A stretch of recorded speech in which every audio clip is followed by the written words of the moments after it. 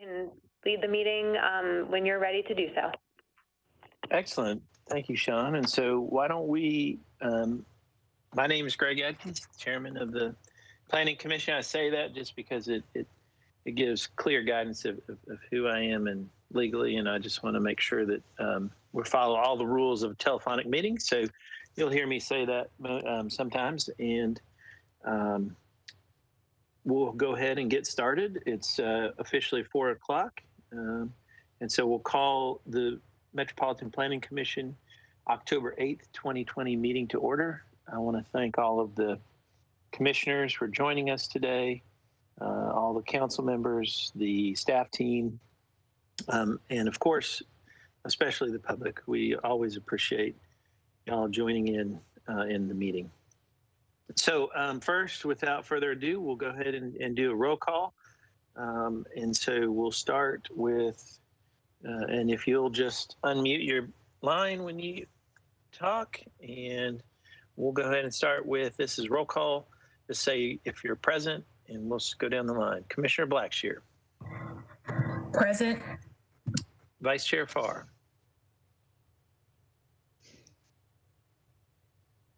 Vice Chair Farr, are you there? You gotta, I see you there, but you gotta unmute your line. We'll come back to Vice Chair Farr. She'll figure out how to unmute herself. Commissioner Gobble. Here. Commissioner Haynes. Present. Commissioner Johnson. Present. Commissioner Lawson. Present. Council Lady Murphy. Present. Commissioner Sims. Present. All right, let's go back to Commissioner Farr, Vice Chair Farr. I'm here. I was not able to unmute from one section, but I'm here. Oh, perfect. Well, welcome, Vice Chair, and all of the commissioners. Just a few housekeeping notes that we always try to remind everybody is to the commissioners and the council members, please, throughout the meeting, please put your phone on mute. It will help with minimizing the feedback when you're not speaking. So I know that's kind of painful, but it really helps with the call. So I appreciate everybody doing that. You guys are really good at it. Secondly, when I say raise your hand, sometimes I'll say that. It's really your icon hand, and then you can always speak up. We'll go slow, make sure we don't ever miss anybody. And I want to thank everybody for being on the call. And so without further ado, we need to, we've done roll call. We need to establish that legally that we can do a telephonic meeting. And so I believe our attorney, Alex, is on the line. Alex, are you on the line? I'm here. Thank you, Mr. Chair. Good afternoon to Planning Commission. In addition to the regular motion that you're going to make, I want to clarify a couple of things that have happened as far as electronic meetings. In meetings prior to October 1st, you all were doing things a certain way and everything's great. A couple changes to the governor's executive order for meetings after October 1st. One of which is that instead of being recommended or an attempt to do live streaming, all boards and commissions must live stream electronic meetings. That doesn't change anything you do because you all always live stream. Another change is that whereas previously there might have been some motions that we didn't do by roll call, all have to be done by roll call. And I think, you all don't have to change anything there because you do everything by roll call. But the third change is one that will affect you. The new executive order basically says that members of the public who are live streaming have to be able to reasonably identify each speaker. And that applies to staff members, commission members, or members of the public who call in. So what we're recommending from the legal standpoint is that either do what I'm doing right now, which is turn on your video when you're addressing the board or you're wanting to be heard. And that way anyone who's live streaming can see you talk and identify the speaker. Or if you're not called on, like for instance, if the chair says, I'd like Commissioner so-and-so to speak, then we all know reasonably that when the next person speaks, it's that particular commissioner. But if you're seeking to interject or speak without it being clear who it is the speaker is, identify yourself verbally first. So just something that's changed from the last one, but I want to make sure you all are clear about it. If you hear me interject and ask to identify the speaker, don't take it personally. It's just me attempting to clarify and make sure we're in compliance with the governor's executive order. So the motion that you'll need to have, which is the regular one, is that the proposed agenda constitutes essential business of this body, and the meeting electronically is necessary for the health, safety, and welfare of Tennesseans in light of the COVID-19 pandemic. Thank you, Alex. And we appreciate that. And I want to, so the motion would be that we have this meeting electronically as it's necessary to protect the health, safety, and welfare of Tennesseans in light of the COVID-19 outbreak. Any planning rules that are in conflict with the governor's order are hereby temporarily suspended until the governor's order is no longer in effect. And so we'll need a motion. If someone would raise their hand, Vice Chair, do you want to make a motion? I would be happy to make the motion you just stated. That's a proper motion. And is there a second? Council Lady Murphy, do you want to second it? I'll second that. Thank you. Thank you. That's a proper motion and second. Any other discussion? If you would raise your hand in your icon or verbally state that you would like to discuss having the meeting electronically. And I don't see anyone, and no one is stating that they want to discuss. Seeing no other discussion, we're ready for a roll call. Commissioner Blackshear. Aye. Vice Chair Farr. Aye. Commissioner Gobble. Aye. Commissioner Haynes. Aye. Commissioner Johnson. Aye. Commissioner Lawson. Aye. Council Lady Murphy. Aye. Commissioner Sims. Aye. Ayes have it, and we have approved having the meeting electronically. And so now we are on to the item C of your agenda, which is the adoption of the agenda. And so the agenda was sent out earlier to all of the commissioners and posted on the website. And so we will need a motion to adopt the agenda. And if you'll, Vice Chair Farr? I will make a motion that we adopt the agenda. That's a proper motion, and we need a second. About Commissioner Haynes, you want to make a second? Second. Okay, it's a proper motion and second for the adoption of the agenda. Any discussion? If you would raise your icon hand or verbally state you would like to discuss. Seeing none, we are ready for a roll call vote to approve the agenda. And we have Commissioner Blackshear. Aye. Vice Chair Farr. Aye. Commissioner Gobble. Aye. Commissioner Haynes. Aye. Commissioner Johnson. Aye. Commissioner Lawson. Aye. Council Lady Murphy. Aye. Commissioner Sims. Aye. Ayes have it, and the agenda is adopted. And so now we are on to item D, which is the approval of the September 24th, 2020 minutes. And that was also sent out to the commissioners and posted on the website. So is there any discussion? We'll need a motion to adopt the minutes. Vice Chair? I move that we adopt the minutes. That's a proper motion, and we'll need a second. How about Commissioner Johnson? You want to make a second? I second the motion. Thank you. So that's a proper motion and second. Any discussion? If you would raise your icon hand or verbally state you'd like to discuss. And seeing none, we're ready for a roll call vote to approve the minutes. And Commissioner Blackshear. Aye. Vice Chair Farr. Aye. Commissioner Gobble. Aye. Commissioner Haynes. Aye.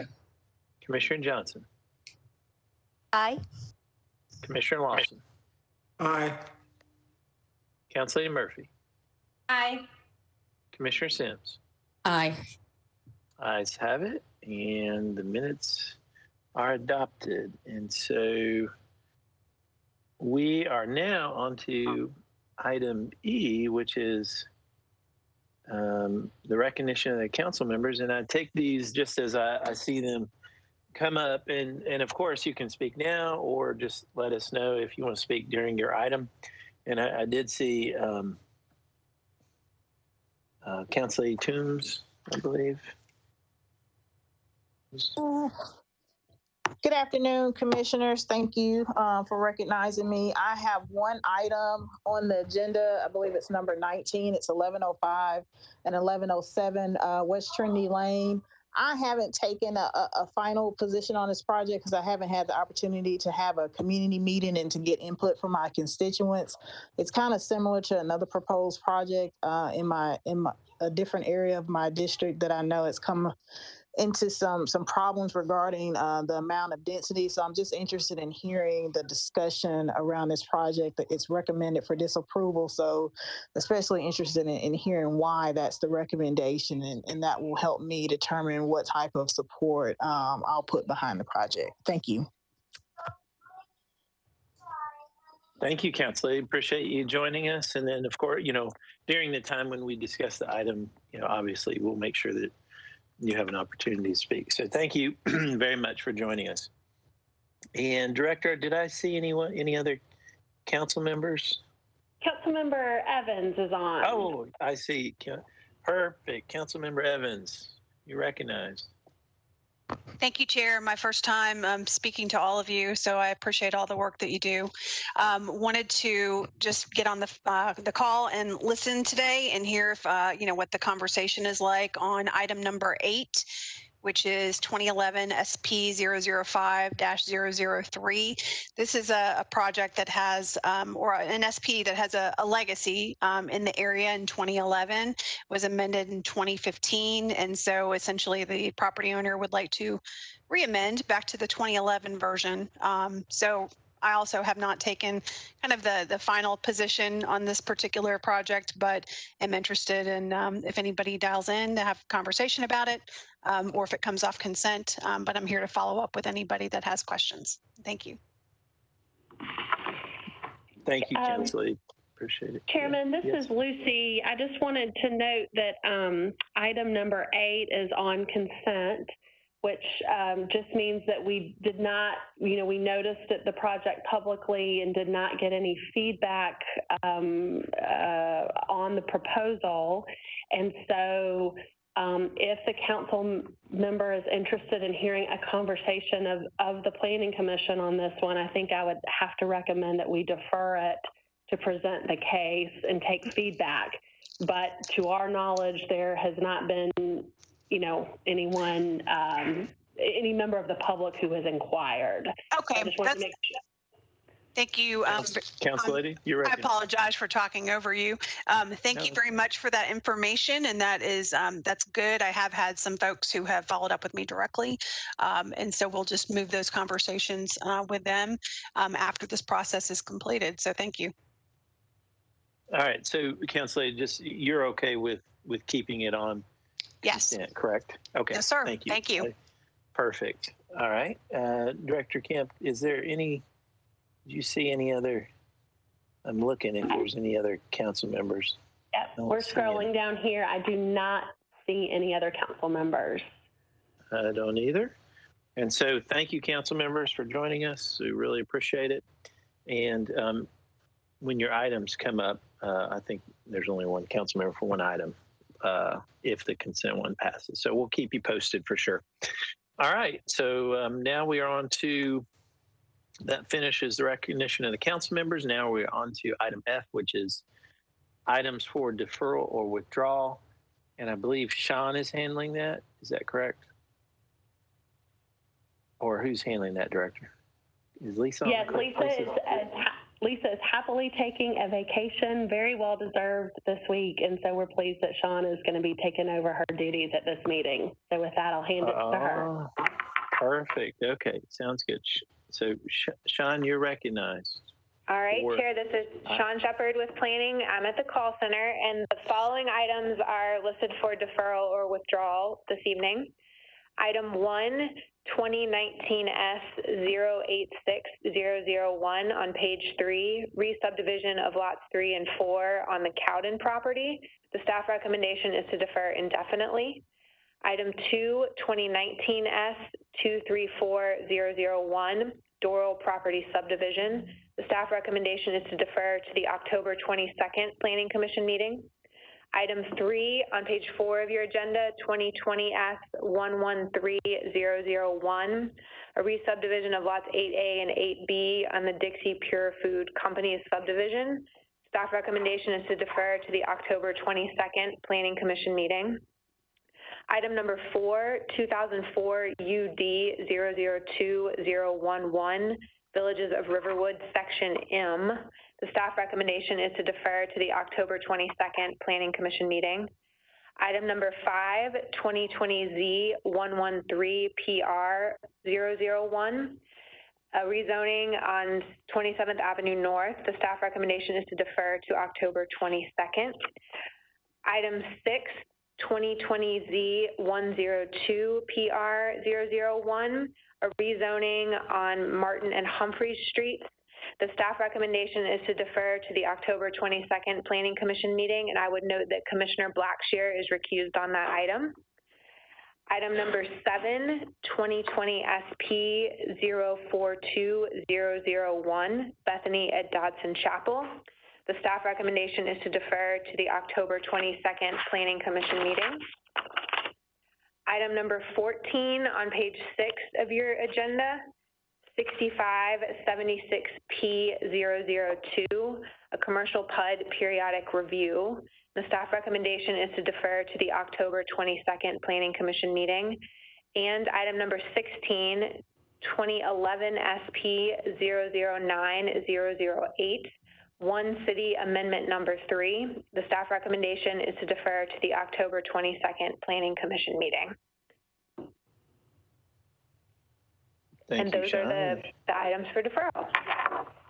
Thank you. And so make sure I'm correct, and we'll repeat the list for the commissioners. The motion will be to to defer or withdraw these particular items. Items number 1, item 2, 3, 4, 5, 6, 7, 14, and 16. Is that correct, Sean?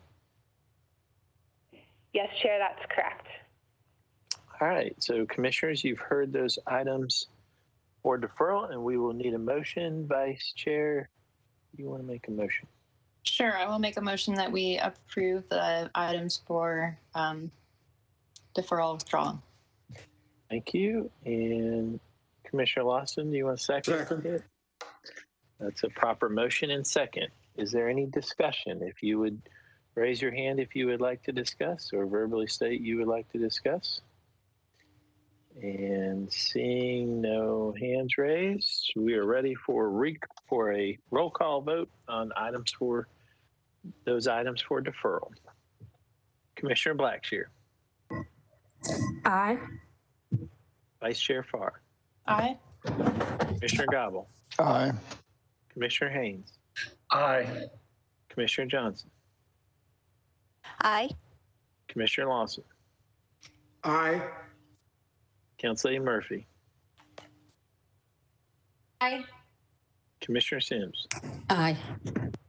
Ayes have it, and those items will be deferred. Sean, we are now on to item G, which is the consent agenda items, which these items will be approved if they're on the consent agenda. And so I'll hand it over to Sean. You're recognized. Thank you, Chair. Before I begin the consent list, as information for our audience, if you are not satisfied with the decision made by the Planning Commission today, you may appeal the decision by petitioning for a writ of cert with the Davidson County Chancery or Circuit Court. Your appeal must be filed within 60 days of the date of the entry of the Planning Commission's decision. To ensure that your appeal is filed in a timely manner and that all procedural requirements have been met, please be advised that you should contact independent legal counsel. For items on the consent agenda, items on the consent agenda will be voted on at a single time. No individual public hearing will be held, nor will the commission debate these items unless a member of the audience or the commission requests that the item be removed from the consent agenda. And the following items are on the consent agenda this evening. Item number 8 on page 5 of your agenda, 2011 SP 005003, Central Pike South SP Amendment. This is a request to amend a specific plan for properties on Central Pike and South New Hope Road to modify the permitted land uses. The staff recommendation is to approve with conditions and disapprove without all conditions. And I would note that Commissioner Blackshear is recused on this item. Item number 9, 2020Z105PR001, a request to rezone property on Baptist World Center Drive. The staff recommendation is to approve. Item number 10, 2020Z106PR001, a request to rezone property on Edwin Street. The staff recommendation is to approve. Item number 11, 2020Z115PR001, a request to rezone property on Robinson Road. The staff recommendation is to approve, and I would note that Commissioner Blackshear is recused on this item. Item number 12, 2020Z116PR001, a request to rezone property on Vester Avenue and Weekly Avenue. The staff recommendation is to approve. Item number 13, 2020Z117PR001, a request to rezone property on Tony Road. The staff recommendation is to approve. And under other business on page 7 of your agenda, item 20, adoption of the 2021 calendar. Item 21, new employee contracts for Catherine Herman and Nora Yu. And item 25, accept the director's report. And those are the items on consent. Thank you, Sean. Appreciate that. And so the items on consent agenda, and Sean, follow along, make sure I'm correct for the commissioners. And those items are items number 8, 9, 10, 11, 12, 13, 20, 21, and 25. Is that correct? Chair, that is correct, but we've received a call from the public who may have a question. Let's hold just a moment and make sure they don't want something removed from the consent agenda. Bear with us. Thank you. And commissioners, we'll just hold for a second.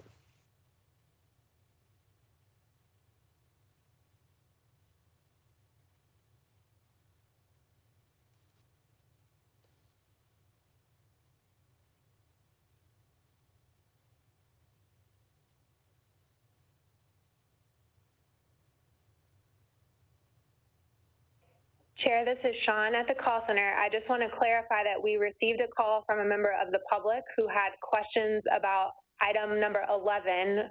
Specifically, they were in support and wanted to find out if it was going to be heard. We have clarified that it is on the consent agenda, that they do not have any outstanding questions and are not in opposition and are comfortable with it moving forward on the consent agenda. So at this point, we're ready for you guys to move forward. Thank you. And Alex, let's just ask you, your interpretation is that that is okay, correct? The clarification made by Sean. That's correct. Okay, perfect. Just want to make sure. All right, so these following items, why don't we read through the list one more time just to clarify? I want to make sure. So Sean, follow along with me. Items number 8, 9, 10, 11, 12, 13, 20, 21, and 25 will be approved on the consent agenda. Is that correct? Yes, Chair, this is Sean, and that constitutes the list. Perfect. So commissioners, you've heard those items on the consent agenda, and so now we're ready for a motion to approve. Move to approve. Thank you. Commissioner Lawson moves to approve, and Councilor Murphy, you want a second? Yes, I would like to second. Thank you. It's a proper motion and a proper second. Any discussion? If you would raise your icon hand to discuss or verbally state that you would like to discuss the consent agenda? And seeing none, we are ready for a roll call vote to approve the consent agenda. And so Commissioner Blackshear. Aye. Vice Chair Farr. Aye. Commissioner Gobble. Aye. Commissioner Haynes. Aye. Commissioner Johnson. Aye. Commissioner Lawson. Aye. Council Lady Murphy. Aye. Commissioner Sims. Aye. Ayes have it, and the consent agenda is adopted. Now we are on item H, which is the items to be considered tonight. And I believe with the items that were deferred in the consent agenda, the items that we're going to hear, I believe, are and Director or Sean, are items 15, 17, 18, and 19. Is that correct? Chair, this is Sean, and yes, that is correct. Those we'll hear those four. Perfect. And so, Commissioners, you've heard that. And so, before we get into the actual items, I need to remind the listeners at home that we have provided multiple ways to participate in this telephonic/teleconference meeting. Normally, we take the applicant first and then supporters and then opponents. But because of the different ways for people to participate, we'll be taking supporters and opponents together. And so to help us, please state your name and your address for the record, and whether you support or oppose the particular request or project. As usual, we took emailed comments through Tuesday at 3 p.m. At the start of each public hearing,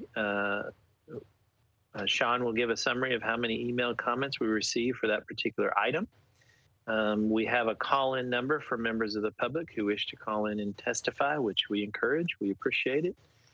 Please wait until the public hearing for your item begins before calling, and you can call right away on each item because you'll be placed in a queue. So only call on the item that we are on. If you're calling in, please be aware that there is a legally required 30-second delay. That means that if you watch the screen, your TV screen at home, it will be off by 30 seconds. And so it's best if you focus on just speaking into the phone, and because of the time delay. I know that's confusing, but for each item that you call in, I will also ask Sean for a count of email comments on each item.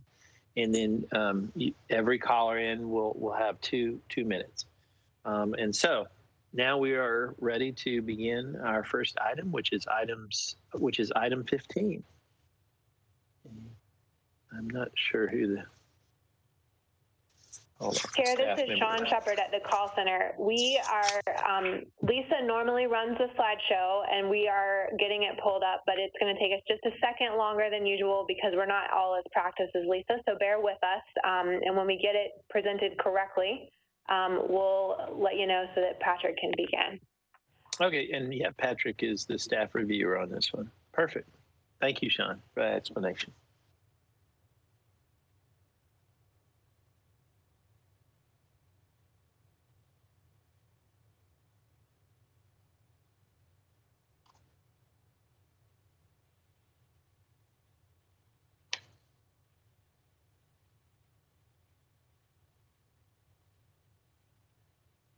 All right, thank you for your patience, Chair. This is Sean, and we've got it going now, and Patrick Napier is the presenter, so I'll let him take it from here.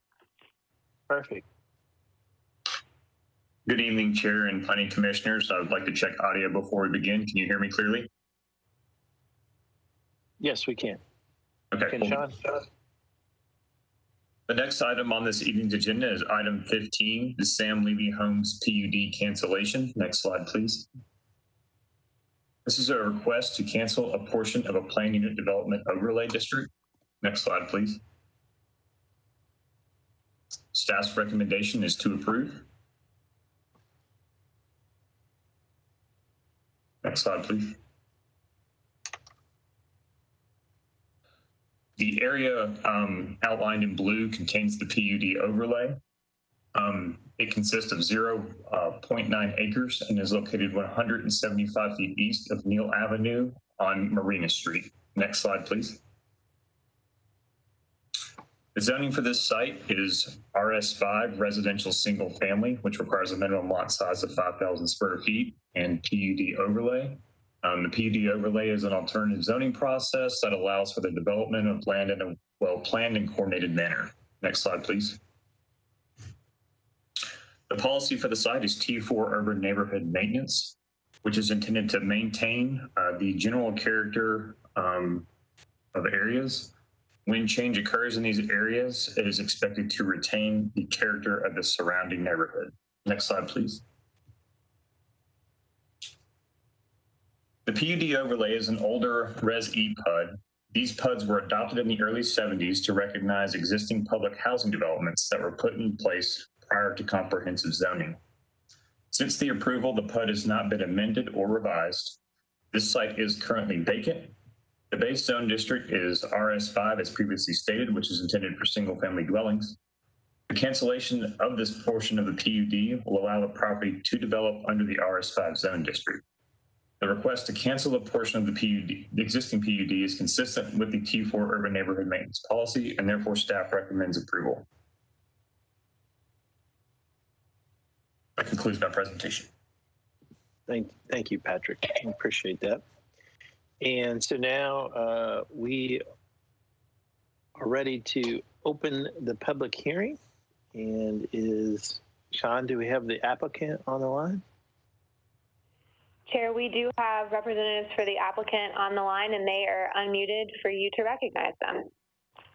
Perfect, thank you. And so the applicants will have 10 minutes to present the case, and then they can save 2 of the 10 minutes for rebuttal. And please state your name and address, and you may begin. Hello, everybody. This is Chip Howarth with S&H Group. Can everybody hear me? Yes, sir. We can hear you. Go ahead. Great. Thank you very much for your time. Hopefully this will be a short one. It sounds that way. So Patrick, I honestly don't have much to add to what Patrick presented. This property is 0.09 acres. It's currently covered by a Resi PUD that has been in place since the 70s. As currently drawn out, the lot lines would not be infill subdivision regs for the piece of property. So as currently situated, it's not really buildable upon. My client owns both 316 North 9th, which is the larger 0.36 acre property, essentially connected to the Marina Street property, both of which are zoned RS5. The intent of my client is to cancel the PUD covering just the 0.09 acre Marina Street property, and then re-subdivide the 2 properties to create 2 lots. Both will continue to have RS5 zoning that will meet subdivision regulations. So we're taking 2 lots and then going to put a house on each lot, just as currently contemplated by the zoning code. We had a good conversation with the neighbors and neighborhood meeting. I saw Ms. Boone sent an email asking for it to be deferred from the September 22nd meeting so we could have that meeting, which we did. Patrick Napier joined us for that meeting as well. And so we did not hear any complaints or objections after the neighborhood meeting, and believed, to my knowledge, we have the support of the neighborhood to pursue our plan as envisioned. I think I'm going to stop there and reserve time if needed. Thank you, sir. We appreciate that. And you do have 2 minutes for rebuttal. Thank you for that. And so we are now ready to take calls from members of the public who wish to call in. Your screens should show the call-in number now, so don't hesitate. Please call in. You don't need to wait until others have called in. As I stated before, once you call in, you're put in a queue, and then you'll be ready to speak. As a reminder, please only call in on the current case. When you begin your testimony, state your name and address and whether you support or oppose the item. We're not able to display the timer visually, and so Sean will be keeping track of time. She'll give you a 30-second warning and you have 2 minutes to speak, and then she'll also warn you when your 2 minutes is up. And so I appreciate everybody for calling in. So while we wait on folks to call in, Sean, did we have any emails? Chairman, we did have one email in opposition and none in support. I would note that the email was received prior to the last Planning Commission meeting when this was originally set to be on the consent agenda. So I do believe that it was before the community meeting that the applicant mentioned. Okay. Sean, do we have any callers? Chair, we do not currently have any callers in the queue, so we'll take a brief pause in case anyone's trying to reach us, and then I'll check back in with you. Thank you. We'll brief pause.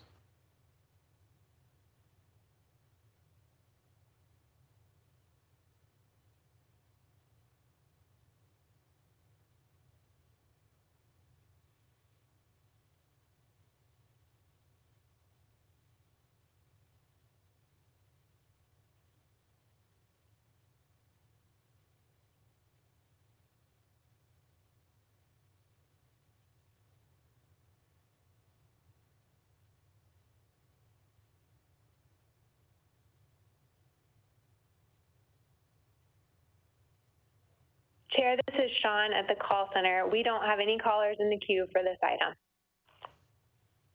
Okay, thank you, Sean. So we are now on to the time for rebuttal. Does the applicant want to, since no one called in or no opposition, anything else from the applicant? No, thank you. Thank you, sir. And now is time for the council member, but Director, I did not see the councilman, Sean Parker, on the line. Did you? No, I do not see him on the line either. Okay, well, seeing no one else wishing to speak, I declare the public hearing closed. And so now we are on to discussion. And so let's try this instead of going through the line of all of the commission members. Let's do this since there didn't seem like any opposition and it was a pretty straight up case. Let's try to see if anyone wants to discuss it. Commissioners, if you would like to discuss, please raise your icon hand or verbally state that you would like to discuss. And so we'll give everybody a moment. Any commissioners wishing to speak? And seeing none, how about let's do a motion? Vice Chair, do you want to do a motion? Sure, I'll move approval of staff's recommendation. That's a proper motion. And Commissioner Lawson, do you want a second?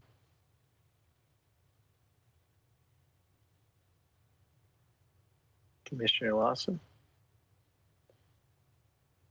Or Commissioner Haynes, do you want a second? Oh, second. That's a second. Okay. Any discussion? Commissioner Blackshear, do you have discussion? No, I was just going to second. Oh, perfect. Okay, so we have a proper motion and second. Any other discussion? If you'll raise your icon hand or verbally state you would like to speak. Seeing none, we are ready. Seeing no other discussion, we're ready for a roll call vote to approve item 15. Commissioner Blackshear. Aye. Vice Chair Farr. Aye. Commissioner Gobble. Aye. Commissioner Haynes. Aye. Commissioner Johnson. Aye. Commissioner Lawson.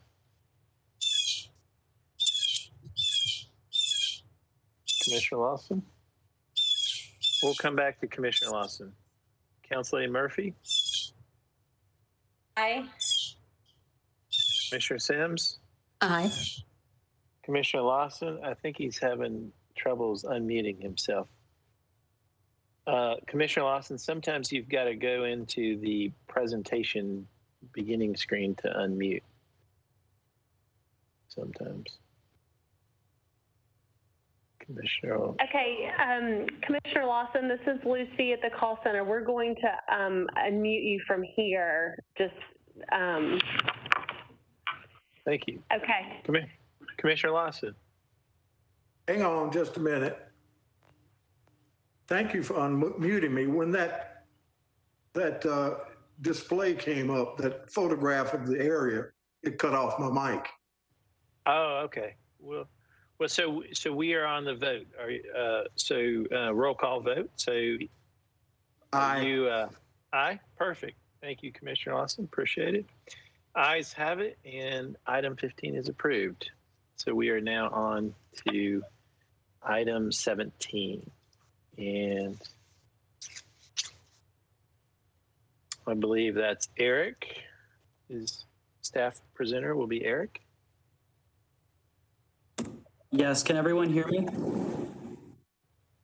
Yes, sir. Wonderful. I'll wait for, okay, wonderful. Looks like it's up. Good afternoon, Commissioners. My name is Eric Hammer. The next item on the agenda is item 17, a requested modification to the standards of the Downtown Code. Next, please.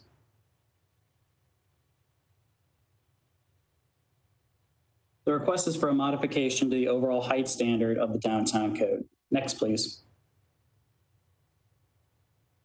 Planning staff's recommendation is to approve with conditions and defer without all conditions. Next, please. The current zoning is Downtown Code Rutledge Hill Subdistrict. Next, please. The policy is T6 Downtown Neighborhood. Next, please. The overall height modification is the process that replaced the special exception / variance process for overall building height in the downtown area. It was instituted via text amendment as approved by Council on August 4th, 2015 with Council Bill 2015-1053. Next, please. The process for the overall height modification is outlined in the Downtown Code. The process requires the executive director first make a determination as to whether reasonable efforts have been made to use all available bonuses through the bonus height program. The applicants for this item have outlined a series of commitments, including but not limited to using well, as well as building to a LEED silver level. That determination letter has been issued. Next, please. Oh, apologies. Can you go back one? Thank you. The applicant is also required to hold a community meeting with notice to send to property owners within 300 feet. The applicant held a meeting on August 27th, 2020. Several questions were fielded about the plans. A full audio-visual recording of the meeting is on file with the planning department. In addition to the requirements outlined in the flow chart in front of you, the applicant went before the Design Review Committee, which is administered by MDHA, for a recommendation on the height modification, as well as a review of the modification to the build-to zone standard of the Downtown Code to allow the new building to better align with the front facade of the existing historic fire hall on the site. This Design Review Committee includes experts in architecture, neighborhood representatives, other design professionals, as well as Metro Planning and Metro Historic. The committee convened on September 1st, 2020, and voted in favor, with none opposed, to recommend approval of 9 stories and approve the design and concept. Next, please. As part of the process for the overall height modification, the Downtown Code states Planning Commission shall review and may grant additional height for exceptional design, including but not limited to unique architecture, exceptionally strong streetscapes, and improvement of this project's relationship to surrounding properties. Next, please.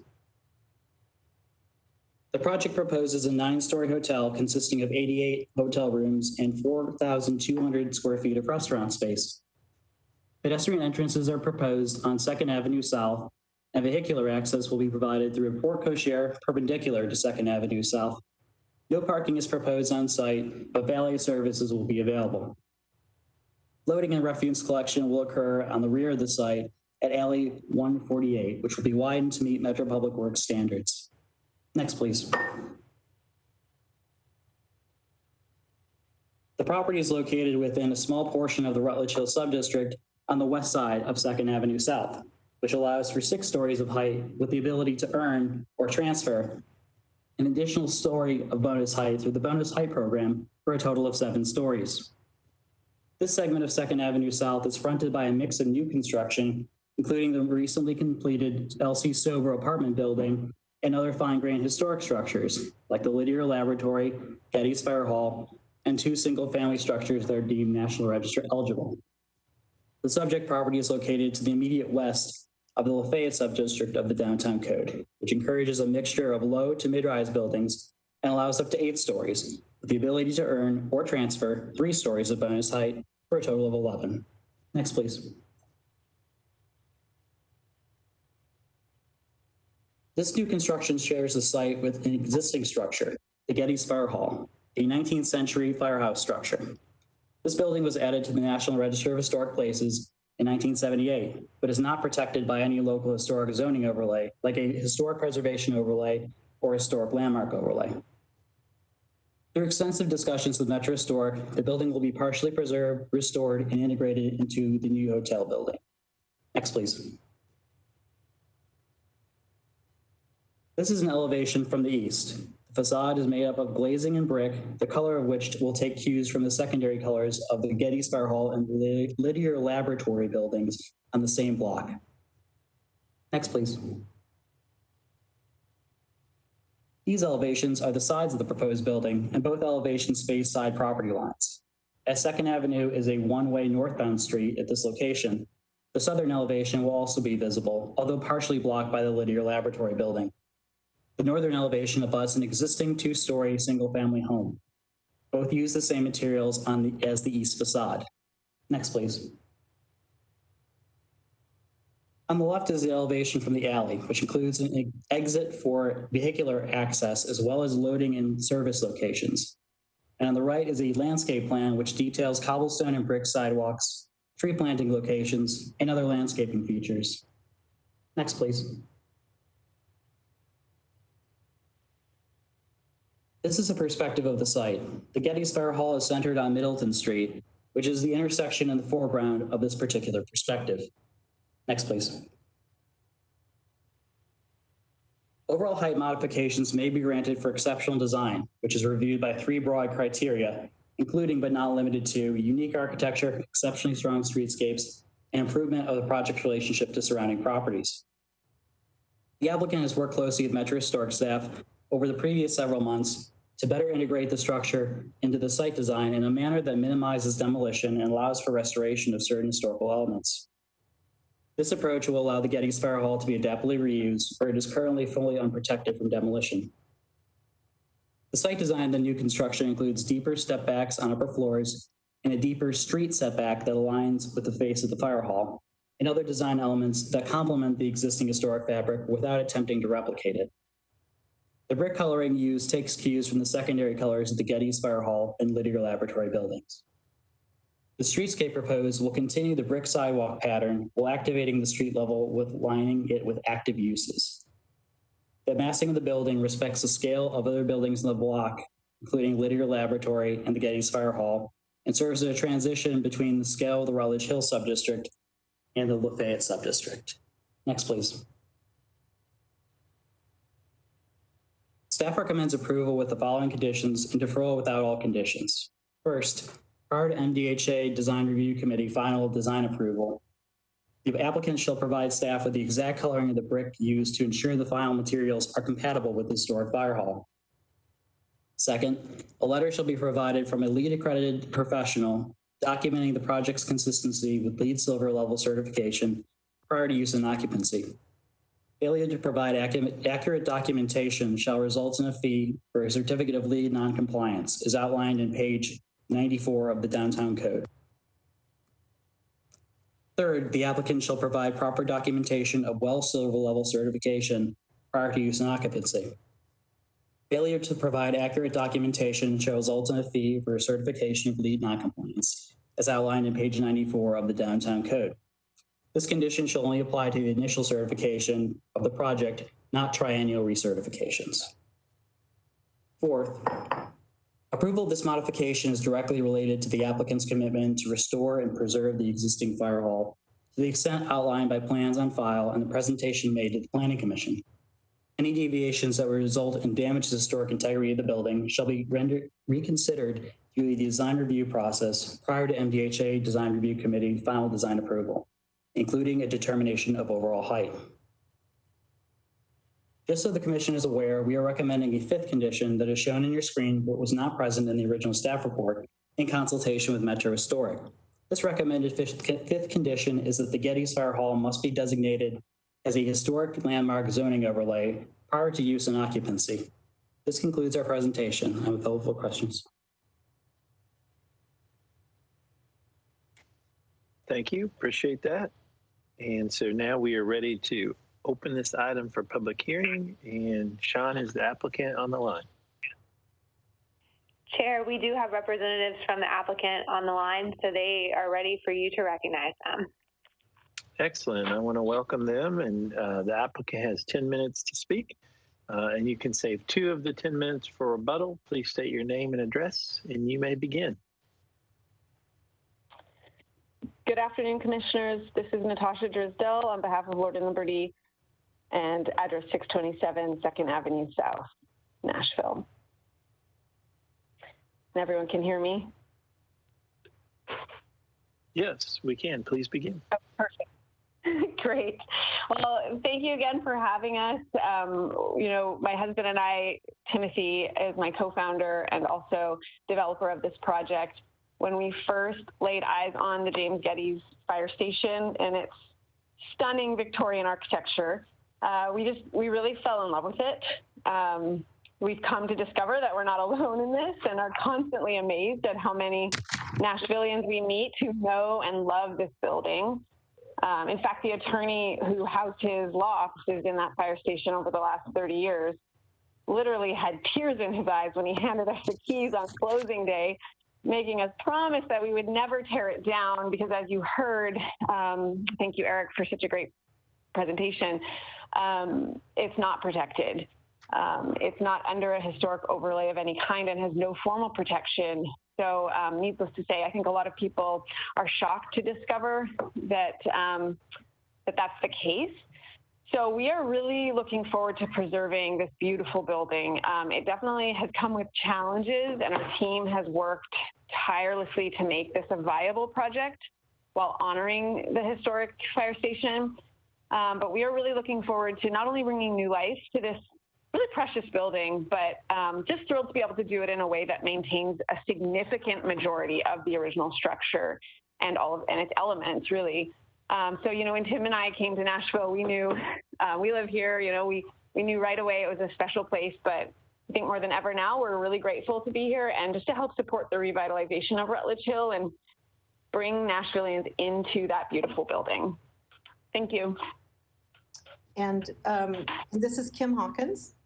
Thanks, Natasha. Kim Hawkins. I'm with Hawkins Partners Landscape Architects and Planners at 1900 Church Street. And Eric, I don't know if you're going to pull up a couple of slides that you had asked us to provide. Hi, Kim. This is Eric Hammer. It should be short, starting, yeah, there we go. Okay. If you don't mind, go ahead and go through, continue, please, to the next slide. This is what Natasha just spoke of with the historic, and go to the next one, and then I'll begin. Thank you. So commissioners, it's good to be with you today. This site does sit at the boundary between Rutledge Hill and the Lafayette subdistricts, which represents a change in policy from a 7-story maximum, which includes bonus height in Rutledge Hill, to an 11-story maximum, which includes bonus height in Lafayette. And the blue is Lafayette, and that area that you see in the brown with the pink is Rutledge Hill. The design for this project shows a height of 9 stories, 2 stories of height modification for the portion of the site along the alley at the Lafayette district boundary. It then steps down to 4 stories along 2nd Avenue with a massing that reflects the adjacent historic literar lab. The hotel use that's proposed reflects a shorter floor-to-floor height, meaning that the proposed 9-story height of 117 feet is actually 12 feet lower than a 6-story base height commercial building and 30 feet lower than a 6-story base height with a 1-story bonus height, which would be allowed by right. and that's indicated in this diagram. Next. Next slide, there we go. The three elements under consideration for height modification are unique architecture, exceptional streetscape, and contextual relationship. And next slide, for unique architecture, this building architecture is really showing restraint with a handsome, very cleanly detailed background building that allows for the detail and significance of the preserved and protected Gettys Fire Hall to really be the shining star. Next. For exceptional streetscape, extending that historic brick sidewalk across the site and reusing the recovered historic cobblestone for an expanded sidewalk allows us to bring some of the old and mix with the new. Next. And it provides active uses, small courtyards and gathering spaces to enliven 2nd Avenue streetscape, a fully planted green buffer zone between 2nd Avenue and the sidewalk. And next, for contextual relationship, the project will add protection to the currently unprotected Gettys Fire Hall through the landmark overlay. A landmark overlay is the most restrictive historic zoning overlay. Historic Nashville and Metro Historical Commission recommended it, and we enthusiastically agreed. The setback of the building facade was shifted back to allow the fire hall to be prominent along 2nd Avenue, and the massing at the 4th floor setback aligns with the adjacent litterer lab. Next slide. The building massing also acknowledges the adjacent residence to the north with a step down to 4 stories adjacent to 2nd Avenue and steps down to 2 stories at the back of that adjacent lot. The project also protects the privacy of those residents by not allowing windows or glazing directly overlooking the home. Throughout the process, we've been really grateful for the input of Metro Historical Commission at several times during the process. We've met with and heard great feedback from Historic Nashville, Inc. representatives. We appreciate the unanimous approval of the MDHA, DRC, the letters of support that have been submitted, as well as the Metro Planning Commission staff approval for this project, and appreciate your consideration. And we'd like to reserve 2 minutes for rebuttal if needed. Thank you. And Sean, do they have 2 minutes left? Sure. Yes, Chair, this is Sean. They actually have 3 minutes and 40 seconds, so we'll reserve 2 minutes for rebuttal. Excellent. Thank you. And so now we are ready to take calls from the members of the public who wish to call in. Your screen should show the call-in number. Please call in now. You don't need to wait to call in until others have called in or have finished speaking, because you will be placed into a queue. As a reminder to folks that call in, please only call in on this current case, which is case number 17. And please state your name and your address and whether you support or oppose the item. We're not able to display the timer, as I've stated before, so Sean will let you know when you have 30 seconds left, and then she'll let you know when your 2 minutes is up. And so we are now ready to find out how many emails did we get, Sean? Thank you, Chair. We received 1 email in opposition and 5 in support for this item. Thank you. Appreciate that. And then we are now ready for, do we have any for the call in? Do we have any folks calling in? Chair, we do have callers on the line, and we have the first caller now. Thank you. Hello, caller. Thank you for calling in. We appreciate it. And like I said, please state your name and your address and whether you support or oppose the project. And you have 2 minutes, and you may begin. Excellent. Hi, my name is Jackie Marco. I live at 1529 Rachel's Ridge in Hermitage, Tennessee.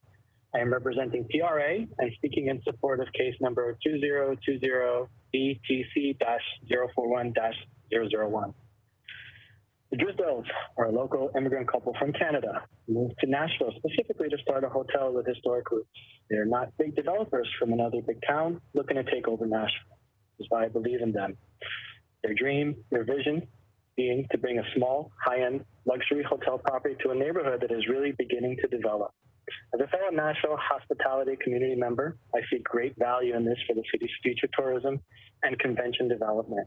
Although they need additional floors to complete their project, the building is actually going to take up a much smaller footprint than what they could have otherwise developed, which is 6 or 7 floors of condos. I see their project as a great and needed addition to what downtown already has to offer. Thank you for your time. Thank you. Next caller, Sean.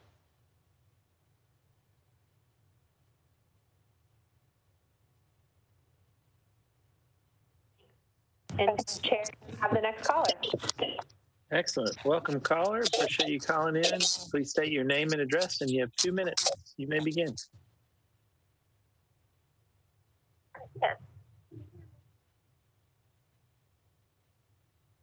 I'm sorry, can you hear me? No, we can't hear you. Can you talk into your device? Or?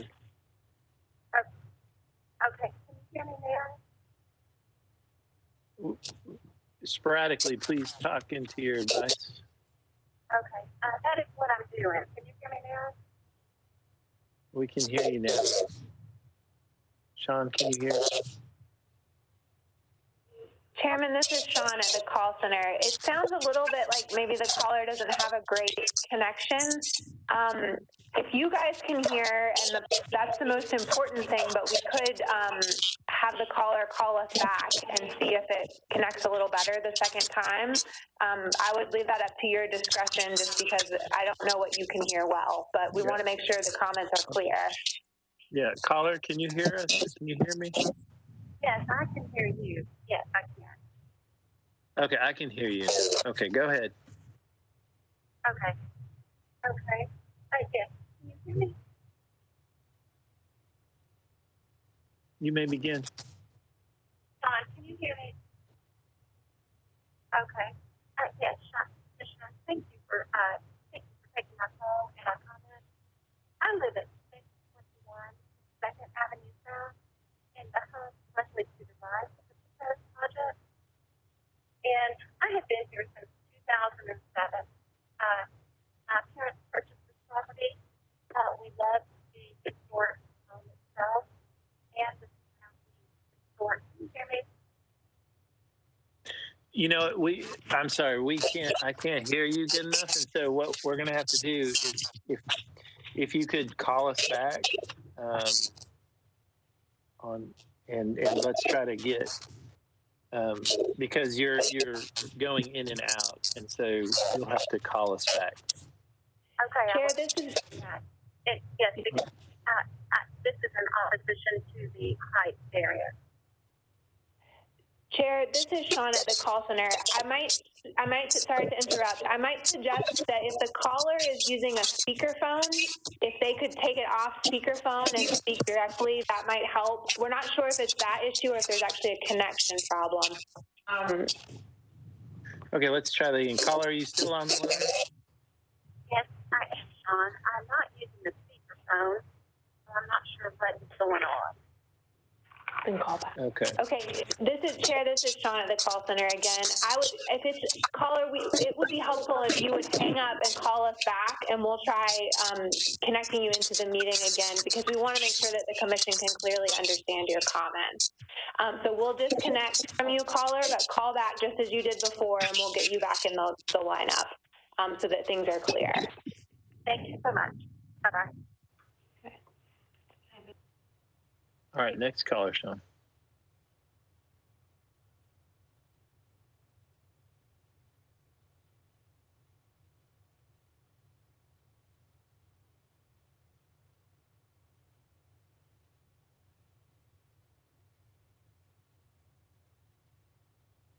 It would be helpful if you...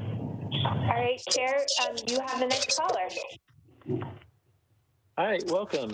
And you have 2 minutes to speak, and please state your name and address. Go ahead. Thank you for listening.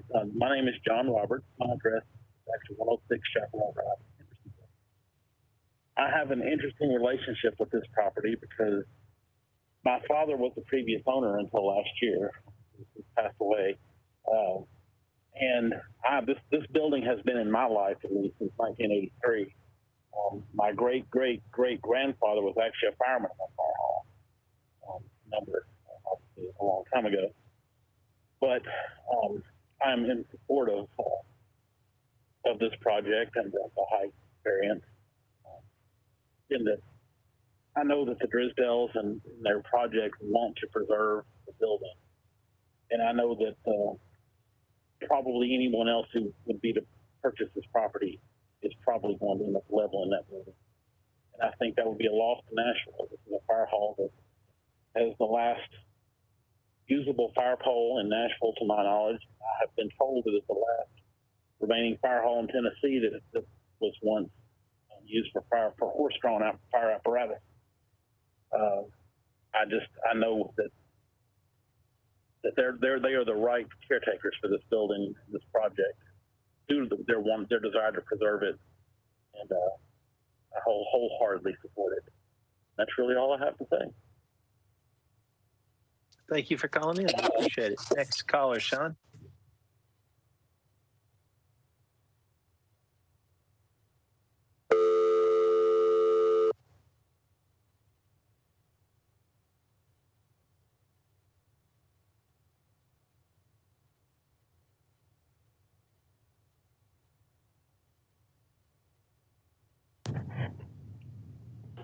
Chair, you have the next caller. Excellent. Welcome, caller. You have 2 minutes to speak. Please state your name and your address and your position. Thank you. Okay, my name is Travis Ford, 7743 Indian Springs Drive. I'm in full support of this proposed project.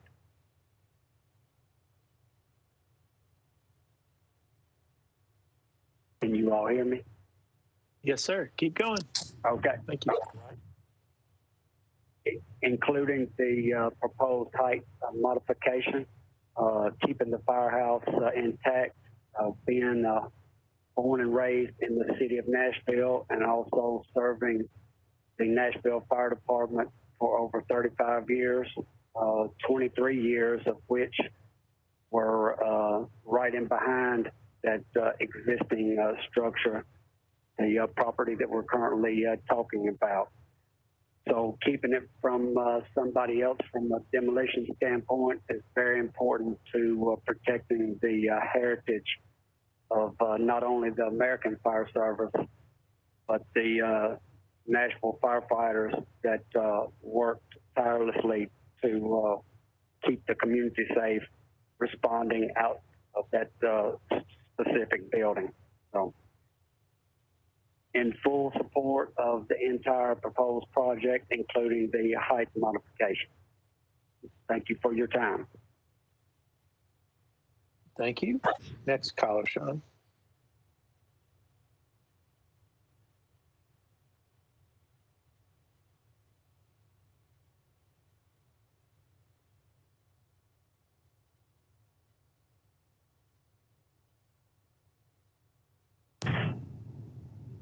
Chair, you have the next caller. Welcome, and please state your name and address, and you may begin. For taking the time today. My name is Patrick Hayes on behalf of the Aberdeen Studio in Nashville, Tennessee, and we are at 2611 Gallatin Pike, Nashville. I have been in the industry of preservation of historical buildings and demolition for coming on 8 years now, and you know, no one's a stranger to the fact that Nashville is, no one's a stranger to the fact that, you know, we're bringing developers from across the world here to, you know, bring new concepts to life. And I think it's become, you know, an assumption more or less that when the development is happening, that it is at the expense of whatever structure or building was standing at that location. I know that this firehouse is not protected in the same way that some historical neighborhoods and buildings are. And I know also that the Drisdells have been pushing for additional floors for their project, and I think have gone above and beyond to really display and exemplify why they deserve those and the measures that they've taken and the care that they've taken on this project. So, you know, I think for the sheer fact that they essentially could gain these extra rooms, extra floors by tearing down this structure that is, you know, really a part of Nashville's history and you know, our ever-changing skyline here. But the fact that they're choosing not to. And Caller, you have 30 seconds. Thank you. The fact that they're choosing to save this structure, I think, is something that deserves to be celebrated and encouraged and supported. And so, for those reasons, they have my 100% support on this project. Thank you so much. Thank you. Next caller, Sean.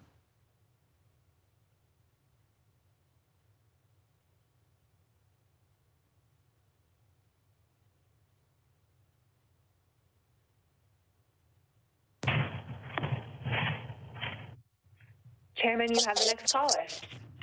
I beg your pardon. Hello, welcome to the call. You have 2 minutes to speak, and please state your name and address, and you may begin. Gail and Archie Adams, and our address is 330 Jocelyn Hollow Circle, Nashville, Tennessee, 37205. And we own the property right next to this proposed development. We're at 621. We've owned that property for 12 years. And our concern is the size of this building that this developer wants to come in and put there. It will just overpower our home there and cut the sunlight out, the airflow, and the water drainage. This has been going on with us for about over a year. Eric and his wife showed up unannounced at our home on the Labor Day weekend, unannounced, and just we had told them that we were not interested in selling the property, and our daughter, Melissa Adams, who lives in that house, along with my brother, who is 73 years old, and she was speaking for us and would be representing us. It did not bother them at all. We told them repeatedly on that day the property was not for sale. We have been, and he told us at that time it was going to be a small boutique hotel. Well, it is much more than that, and it's overpowering on that streetscape. Are you there? Caller, you have 30 seconds of your time remaining. And it has caused a tremendous amount of stress on my husband and myself, let alone my daughter and brother that live there. I'm very concerned about the impact of our property value with this huge hotel coming in. I know it looks beautiful on the plans, but I feel like they have misled us from the beginning. So that's what I wanted to have a say in, because it does concern us that it devalues the property, that it devalues our property. Caller, your time is up. Please finish your thoughts. All right. Thank you. Thank you. We appreciate you calling in very much. And next caller, Sean.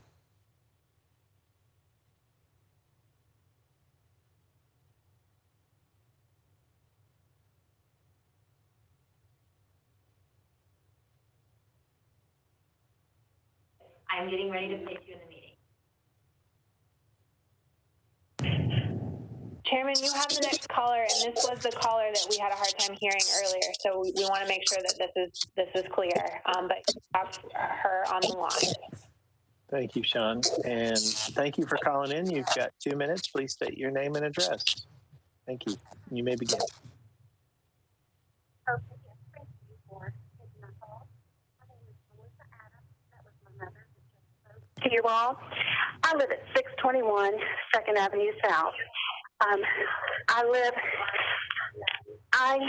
We bought this property because we loved the historic building itself, and we loved the historic buildings that surrounded it. It says in the downtown, let me see, I'm sorry, just one second, I'm getting an echo. Anyways, we bought this building not only because we loved this home, but we loved the historic streetscape of 2nd Avenue South. And it says on the downtown code and downtown plan that the creation of Rutledge Hill Subdistrict encourages the preservation of the existing historic buildings in this historic residential area while allowing for appropriate scales and appropriate detailed infill. I would like everyone to know on the Planning Commission that I have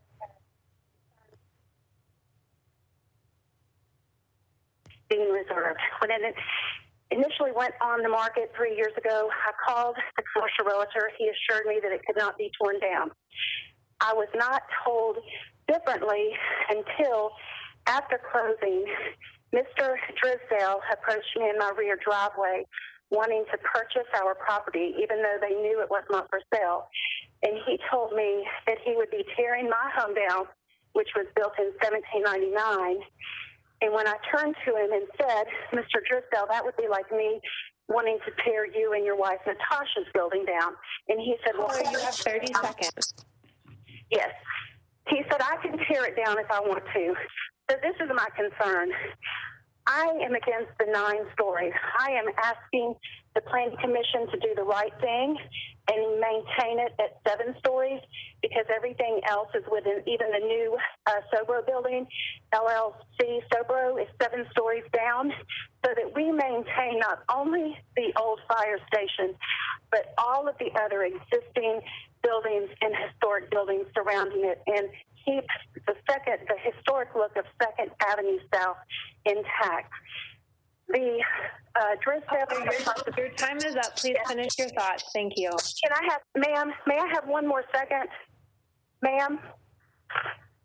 Ma'am? Yes, ma'am. This is the chairman, Greg Adkins. Since there was a portion, you can have 30 seconds because we couldn't hear you on one little portion. Go ahead. Okay, thank you so much. I have also spoken with both the Historic Commission, Tim Walker, and Elizabeth Elkins at HNI. Neither of those committees have sent in approvals because they are in opposition of the height, the 9 stories. However, they are fearful that that building, the historic fire station, will be torn down, so they are not sitting in a letter of opposition, but they are not approving the height that they are requesting at 9 stories. I would also like the committee to know, because this is very important, the Drisdales have presented themselves as a very nice couple, but from the beginning they have tried to gain our trust and friendship, only to quickly reveal that their only intentions and motives were to purchase my parents' home and move us out. So I am concerned about the neighborhood overall, not just their project. And that is what I'm asking the Planning Commission to please just have them stay at the standard code, which Eric Hammer told me was 7 stories. Your time has elapsed. Will you please state your name and your address for the record again? Yes, and one last thing, the building... Ma'am, yes. No, you cannot say anything else. You ran out of time. You ran out of time, ma'am. Thank you. I apologize. My name is Melissa. My name is Melissa Adams, and my address is 621 2nd Avenue South, and I thank you all for your time tonight. Thank you. Thank you. Next caller, Sean.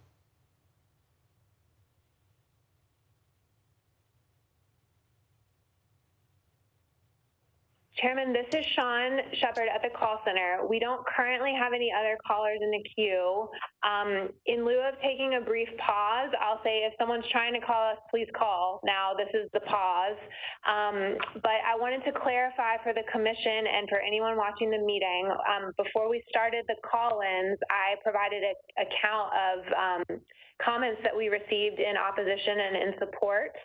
And I was not specific when I did that. We received one phone call in opposition, which sometimes when we receive those, we do note them for you guys because there are people who are not comfortable with email.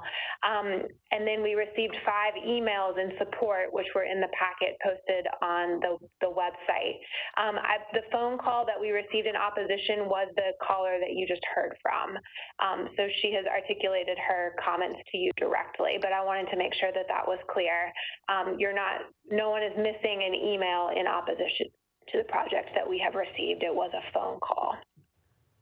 Thank you, Sean. I appreciate that. And we'll let us know when the pause is up.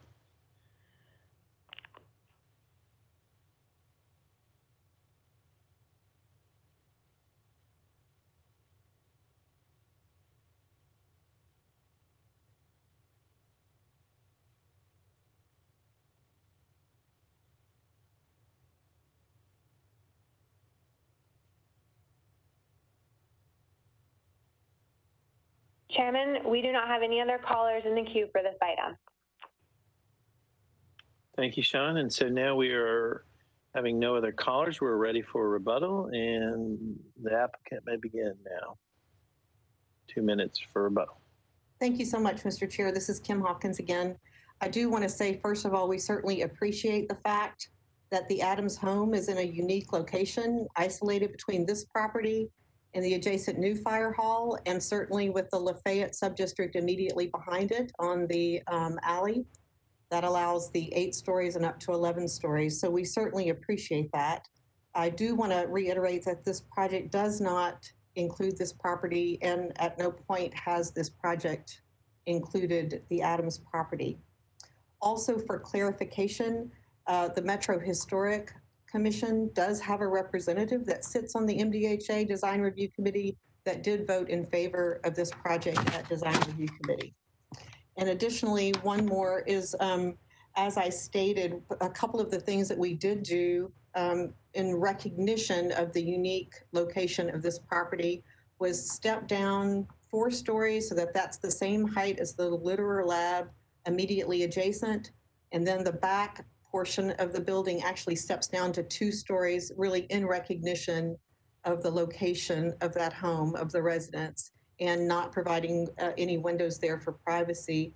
And also that the height of the building that we are proposing with the shorter floor-to-floors is actually lower than what is allowed to be built if it were a commercial use, with a 6-story base height and the 1 story of earned bonus height. So we are actually sitting, depending on how you calculate it, 12 to 30 feet below what would be allowed by right in the Rutledge Hill subdistrict.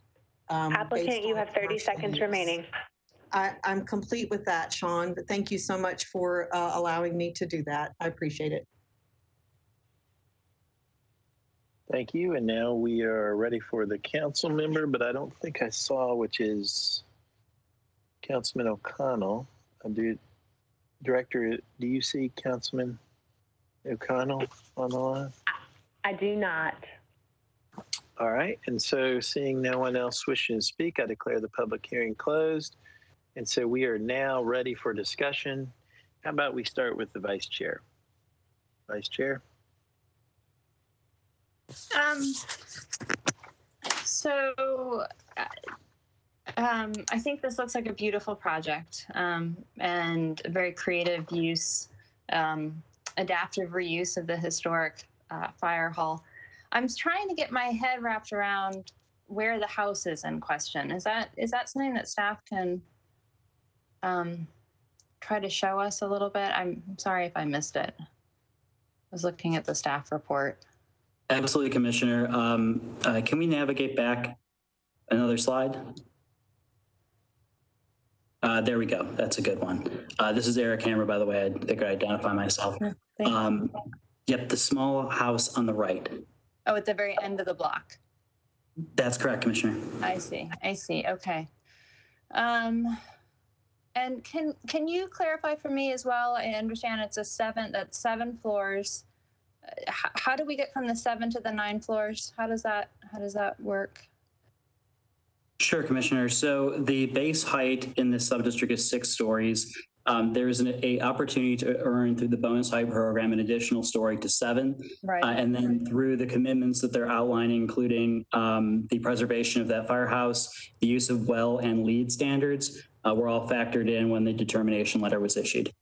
Okay. Okay. I mean, I recognize that this is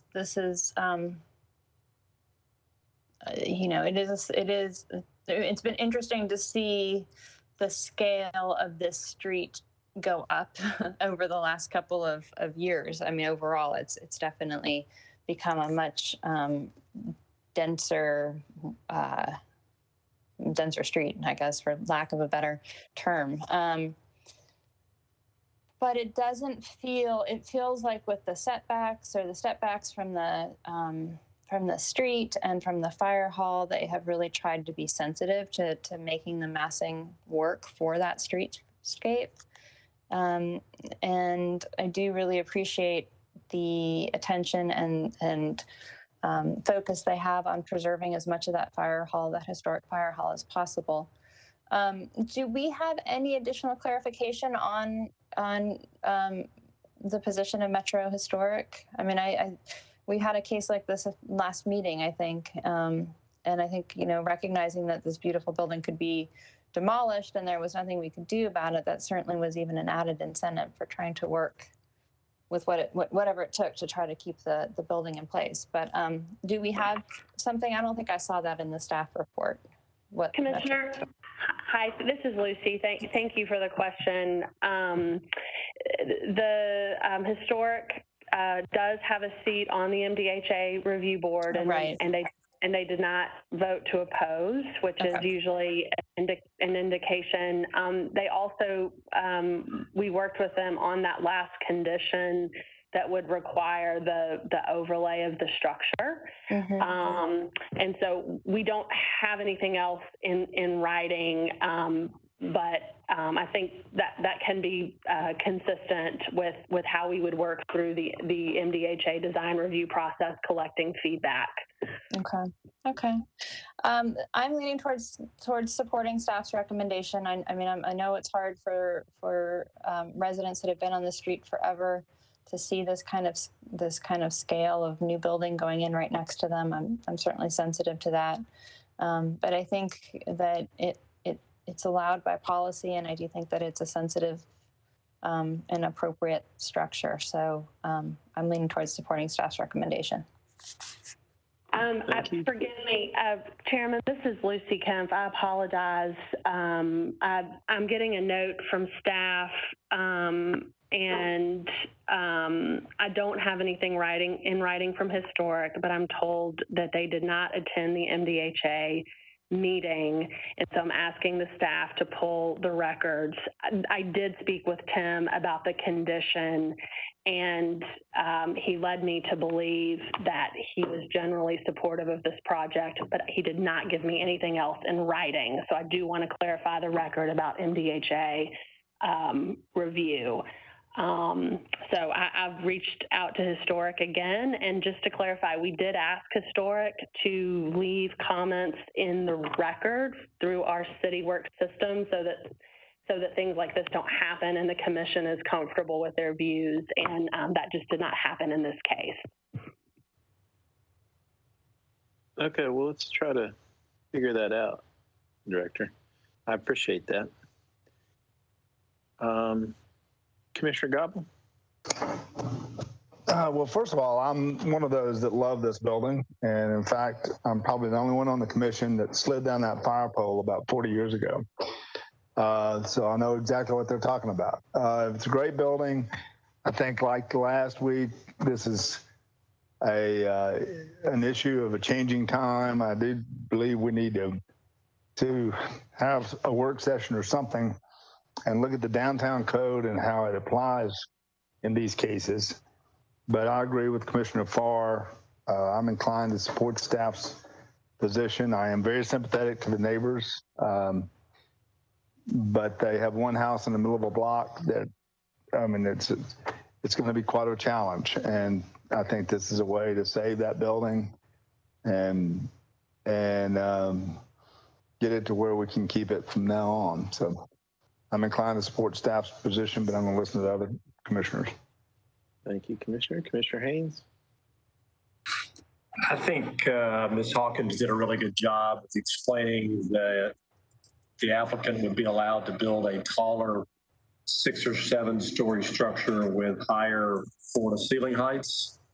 We all know hotels have lower floor to ceiling heights. I think they've done an excellent job of incorporating the new structure with the old structure, with activating the streetscape. And the conditions are incredibly well written, especially for not achieving LEED and or well, which would be punitive. So I'm going to support staff's recommendation. Thank you. Commissioner Johnson? Thank you, Chair. So this is our overall height modification request. So for us, as a commissioner, what was criteria is if this building is exceptionally unique architecture and exceptionally strong streetscape and improvement to the project relationship to surrounding properties. And I think this design clearly meets standard we have to consider.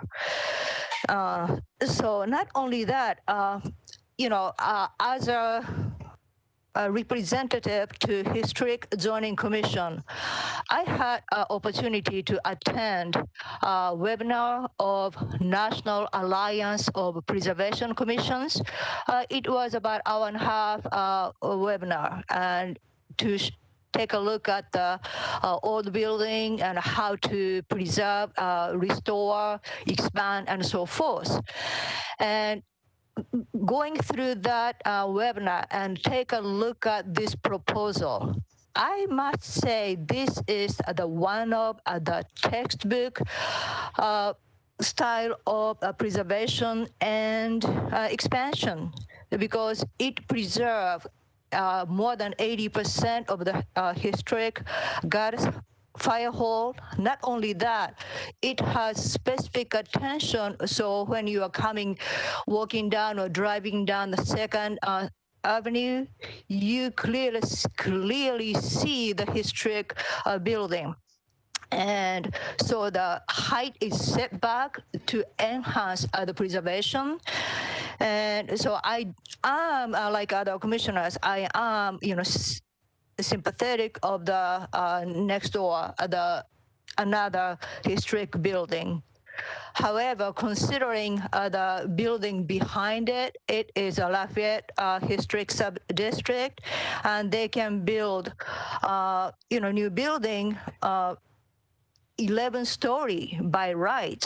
And so this one, this building is, although asking to 9th Street, but appreciate Ms. Hawkins' explanation, because it's not really height-wise, it's 9th story. But if you go to different, story size or height of each floor, it within the right of, way below the 7th Street, you can build by bonus height program.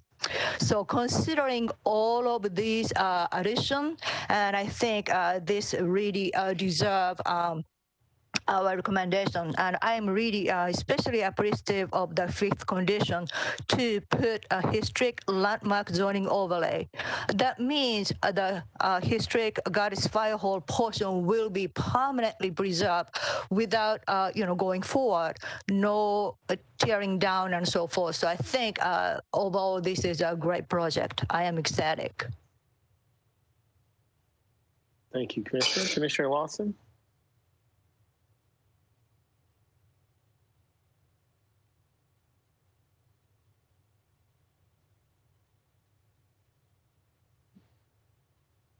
Let me see here. Let's see here. Director, Chairman, I don't see Commissioner Lawson. Oh, there he is. He's muted. Commissioner Lawson, can you? Oh, it looks like I'm unmuted now. Oh, there you go.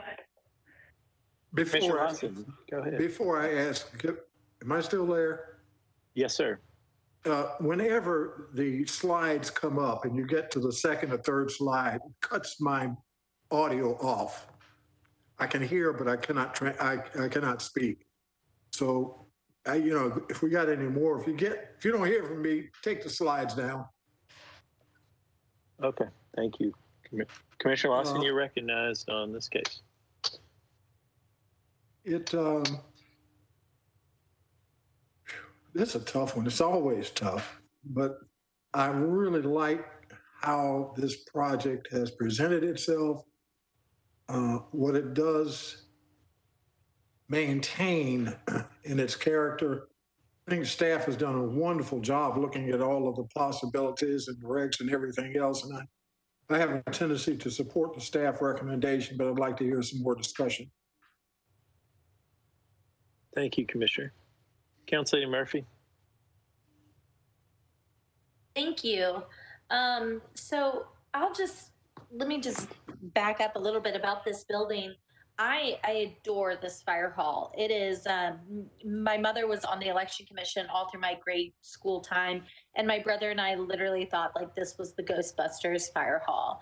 And then, as some of y'all know, I spent the first 13 years of my career representing firefighters. And so it just grew my appreciation for this building. And when I first saw the for sale sign or for lease sign a couple of years ago, I was driving with my father and literally were like, oh, it's such a shame that that's going to be torn down. Because in Nashville, we so often just assume, or at least I do, I assume the worst, that these great buildings are going to be destroyed.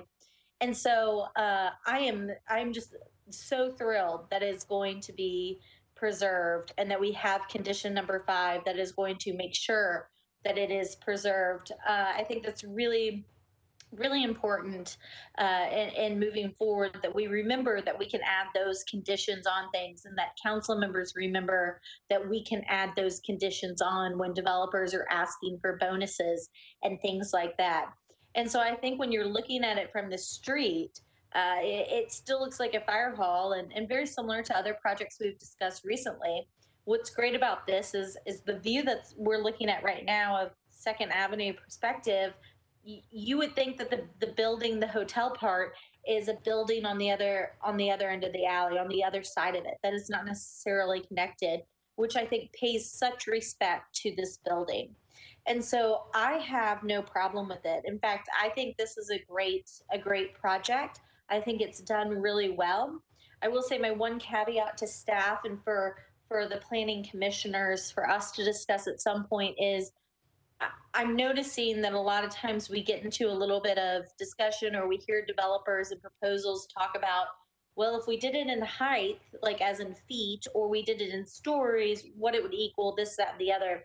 And I think to the public, a story is a story, and so many feet is so many feet.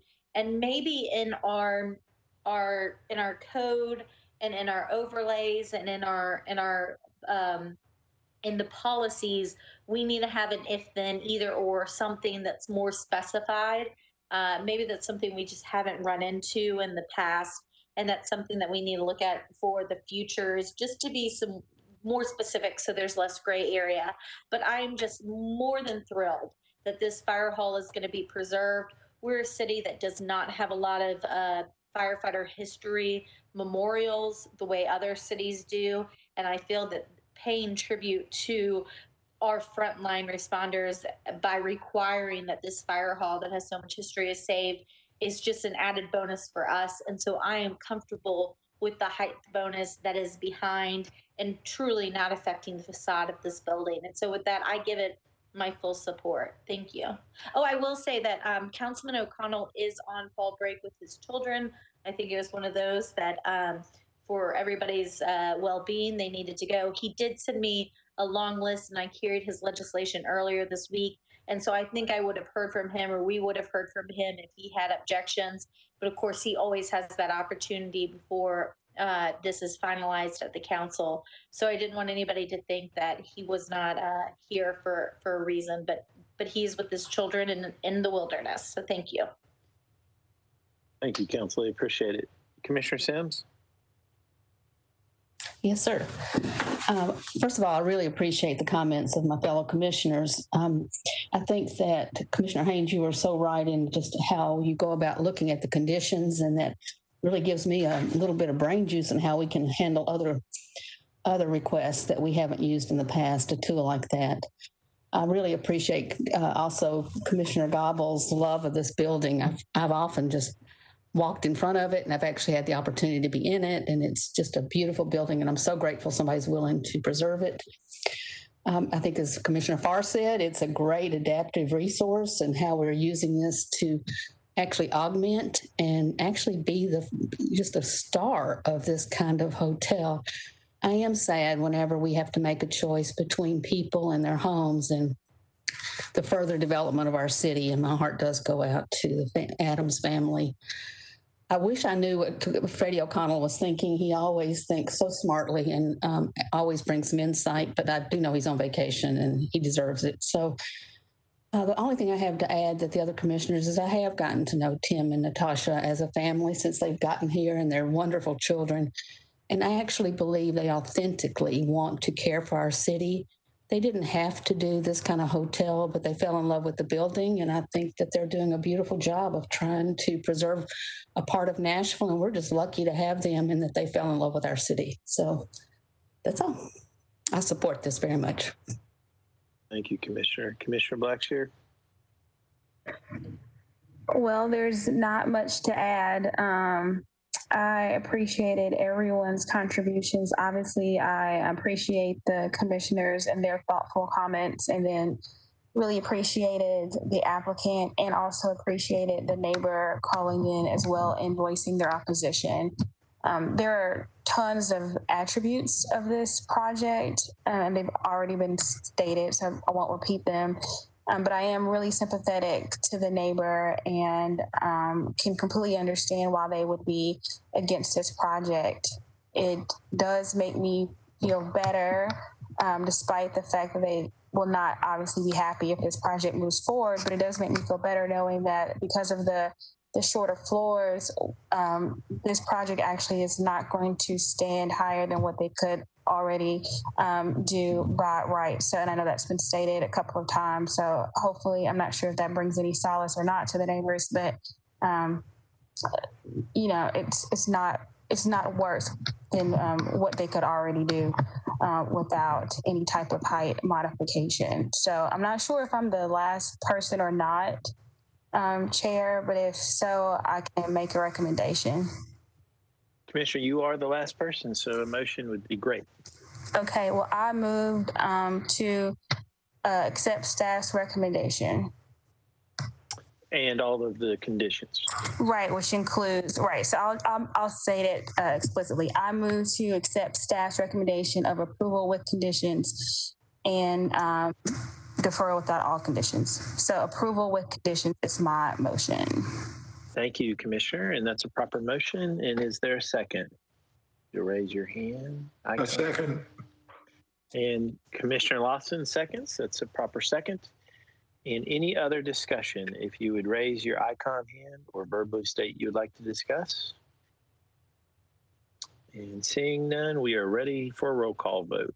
Commissioner Blackshear. Aye. Vice Chair Farr. Aye. Commissioner Gobble. Aye. Commissioner Haynes. Aye. Commissioner Johnson. Aye. Commissioner Lawson. Aye. Councilor Murphy. Aye. Commissioner Sims. Aye. Chair votes aye, and it's unanimous. Ayes have it, and item number 17 is adopted. We are now on to item number 18. And so I think Logan is the staff reviewer. Item 18. Thank you, Chair. My name is Logan Elliott. I'm with Planning, and I'll be presenting item 18. Next slide, please. The request is to rezone from residential single family to specific plan to permit 55 multifamily residential units. Next slide, please. Staff's recommendation is to disapprove. Next slide, please. The site is approximately 7¼ acres, fronts onto Lebanon Pike, and currently contains a single-family residence. The surrounding land uses are single-family residential, office or medical use, and institutional. The property is zoned RS10 with the subdivision to the rear of the site zoned RS15. Lebanon Pike is classified as an arterial boulevard in the major and collector street plan. Next slide, please. The site is located in suburban neighborhood maintenance policy, and these areas will experience some change over time, primarily when buildings are expanded or replaced. An effort should be made to retain the existing character of these suburban neighborhood maintenance areas in terms of its development pattern, building form, land use, and public realm. The conservation policy here recognizes significant slopes. Across Lebanon Pike is a variety of land use policies and zoning districts that permit a mixture of more intense residential and non-residential land uses. Next slide, please. The plan proposes 55 detached multifamily units to be accessed via Lebanon Pike with private drives serving the development internally. The plan proposes to demolish a portion of the existing residential structure and preserve the remainder of the structure. The application does not indicate how the existing structure will be used, but the structure is not included in the residential unit count for the application. Each residential unit contains 2 garage parking spaces, and the development has 55 parallel parking spaces.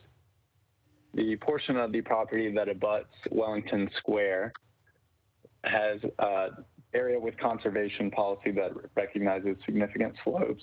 The plan does not propose to preserve or maintain this area in its natural state, and the plan also proposes retaining walls around this area of the development and does not provide detail about the height of these proposed retaining walls. Next slide, please. A community plan amendment application was filed for this area earlier in 2020, and the application was associated with a rezoning application also for this site. The community plan amendment application and rezoning application were put on hold as it became clear from community meetings that a specific plan application was necessary to ensure that the site would be developed in a contextually sensitive manner. Planning has recommended to the applicant that they reactivate this community plan amendment application in conjunction with the current SP request so that policy discussions can occur at the community level before the SP is reviewed. The applicant did not follow planning's guidance and has elected for the SP to be reviewed under the existing policy.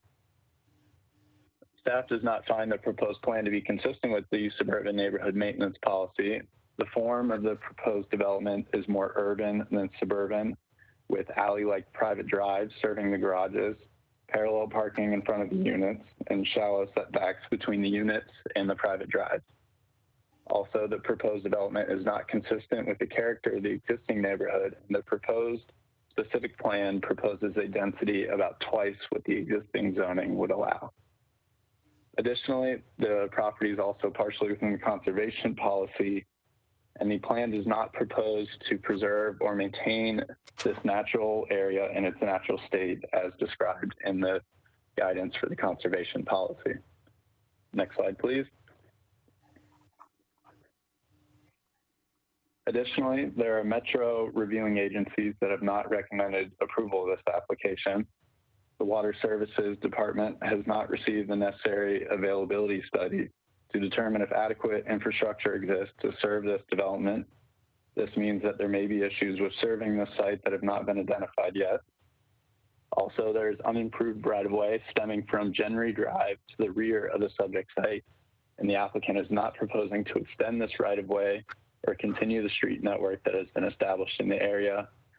The right-of-way was intended to connect to the subject property, and that's why it was stubbed to the property line. Therefore, staff recommends disapproval of the application, and I am here to answer any questions that you may have. Thank you. Thank you, and we appreciate that. We'll open the public hearing now, and Sean is the applicant on the line. Yes, Chair, there are representatives for the applicant on the line, and they are unmuted, so you can recognize as you see fit. Thank you. And the applicants have 10 minutes for their presentation and can save 2 of the 10 minutes for rebuttal. And please state your name and address, and you may begin.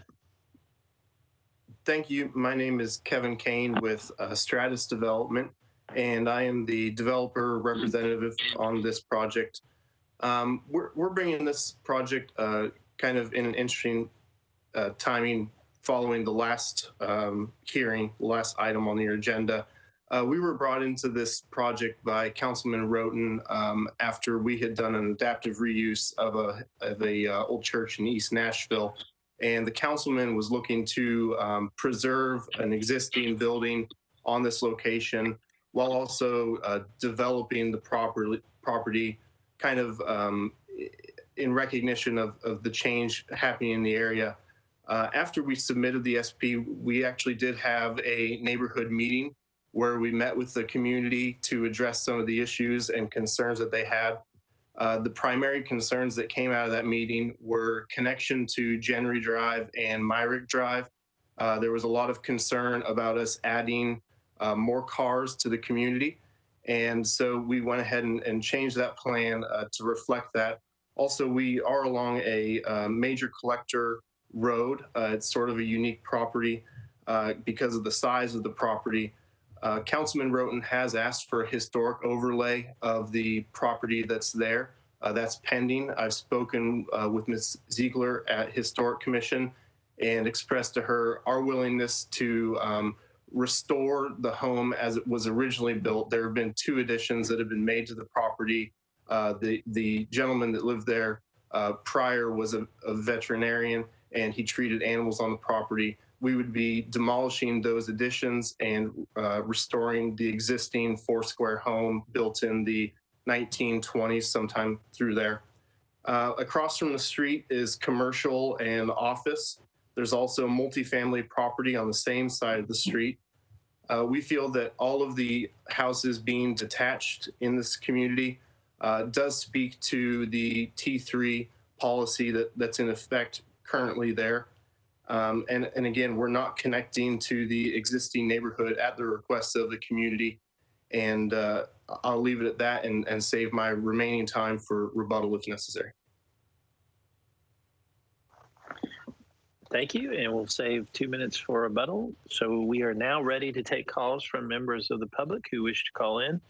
Your TV screen should be showing, or computer screen should also be showing the call-in number. Please call in now. You don't need to wait until others have called in because you'll be placed into a queue. As a reminder, please only call on the current case, which is case number 18. Please state your name and address and whether you support or oppose the item. Everyone will have 2 minutes to speak. We don't have a visible timer, as I've stated earlier. Sean will let you know when you have 30 seconds left and then let you know when your 2 minutes is up.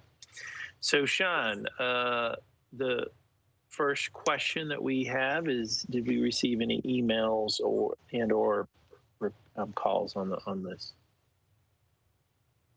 item? Hi, Chair. This is Sean from Planning at the Call Center. We received 1 email in opposition and none in support. Thank you. And now I appreciate that report, and we are now ready to take calls. Sean, anybody in the caller queue? Chair, we do have callers in the queue, but we're speaking with the first one about some sound issues, so bear with us just a moment. Okay, thank you. And Chair, you have the first caller.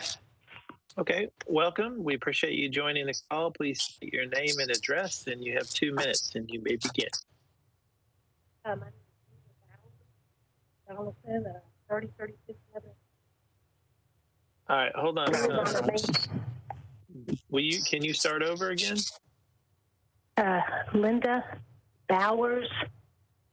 I grew up in Donaldson in this area at 3036 Lebanon Pike.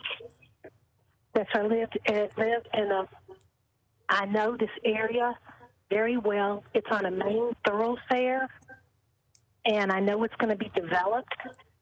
They had a neighborhood meeting. They showed the plan. They want to keep the home. All that I find is a positive for the area, and I would like to see that this goes through rather than see it go commercial. Okay. Thank you, ma'am. Is that it? That's all you want to say? Yes. Okay, Is any questions or comments that or reservations they have that? And please state your address. I didn't get your address. 3036 Lebanon Pike. Thank you. We appreciate you calling in. Sean, next caller.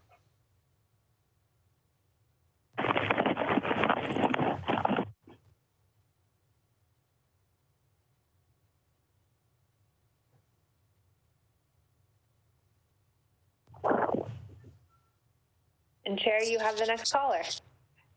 Okay, thank you. Welcome. Thank you for calling in. You'll have 2 minutes to speak. Please state your name and address, and you may begin.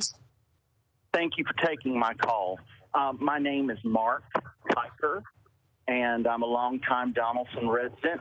I live at 176 Antler Ridge Circle, Nashville, Tennessee, 37214.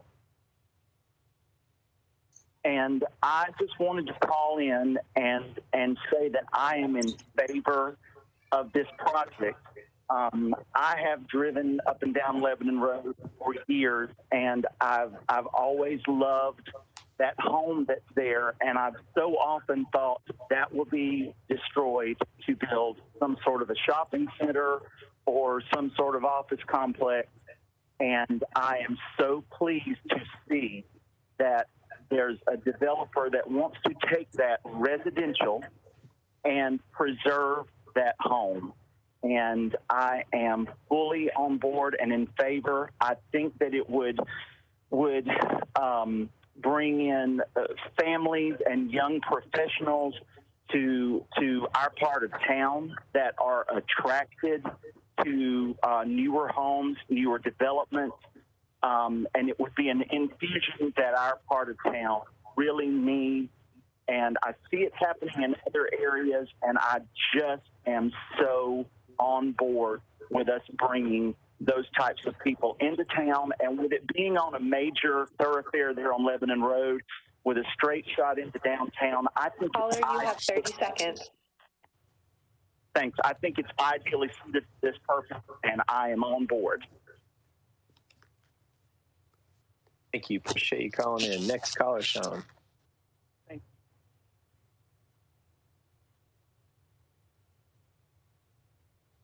Chair, we don't currently have other callers in the queue, so we'll take a brief pause in case anyone's trying to reach us, and then I will check back in.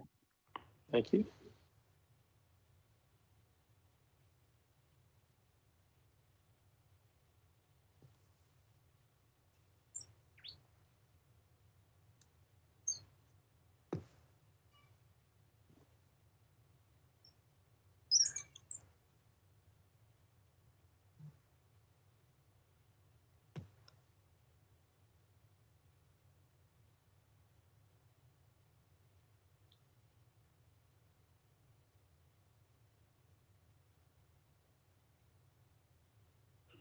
Chair, we have no additional callers in the queue for this item.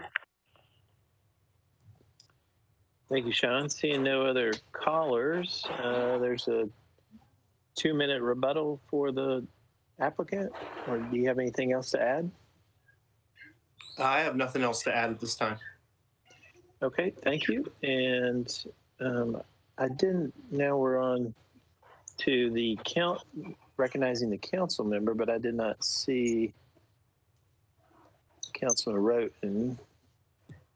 Director, do you see Councilman? No, sir, he is not on the call. Do we? No. Okay, thank you. So, seeing no one else wishing to speak, I declare the public hearing closed, and so we're on discussion. And Commissioner Sims, do you want to go first? I'll be glad to. This is a pretty easy one for me. This is in a T3 neighborhood maintenance area. I think the plan that is being put forth is will absolutely impact the existing character of the neighborhood. It is against policy, and I really like the recommendation of our staff. Thank you, Commissioner. Councilman Murphy? Thank you, Chair. I think that this project, well, I guess, wait, let me back up. Maybe I'm getting it confused because we just talked about the last one. Is there, I think they said they're open to an overlay, historic overlay staff. Has that been filed? Has that been requested? Is that a condition? Council Lady Murphy, this is Sean Shepard at the call center. The council member is the applicant on an application for a historic landmark that has been filed with planning for this property. That's tracking for the November 12th Planning Commission meeting. So it's just in the preliminary part of the review process at this time. Okay. I think it's too preliminary for us to consider this until that catches up. I think that definitely needs to be with this before we deliberate on it. I have concerns about, I've been spending a little time out this way with my house being renovated because of a flooding issue. And there are other subdivisions or in developments in this area that have large retaining walls that really stick out. And so I'm concerned about if we are trying to, if the argument here is let's add density so we can save this historic home, but here's all these retaining walls, I'm wondering if it's really, I mean, do the retaining walls really make the project worth it? I think when you're also looking at this amount of density is just not only does it not fit the policy, but it is, I mean, let's cram in every square townhome that we could fit here. I think the density request is outrageous, and then it clearly looks like that it is planning based on the roads. It's planning for adjacent parcels to, as goes this one, goes the other parcels for even more density. And so the question for me in my mind is this the development trend that is coming for Lebanon Road, and is the policy appropriate? Or do we need to turn this down to say this is not the development pattern that needs to move forward on Lebanon Road? I just don't, this is one where I don't buy the argument that to save this one house, you need all of these townhomes. It just seems a little bit, it seems not just a little bit much, it's a way too much. So I would, I know that there are other commissioners that I would like to hear from, because maybe I'm just knee-jerk reaction to this one, but I don't think this is ready for us to consider tonight. Thank you, Chair. Thank you, Council Lady. How about we continue to go through the commissioners and see what they have to say. Commissioner Lawson?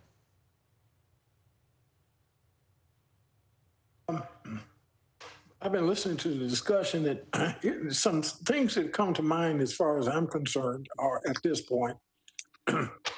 That's an awful large development that's going on Lebanon Road. And I'm not sure to what extent we know everything that's going to be changed for Lebanon Road. We know there's got to be some changes there.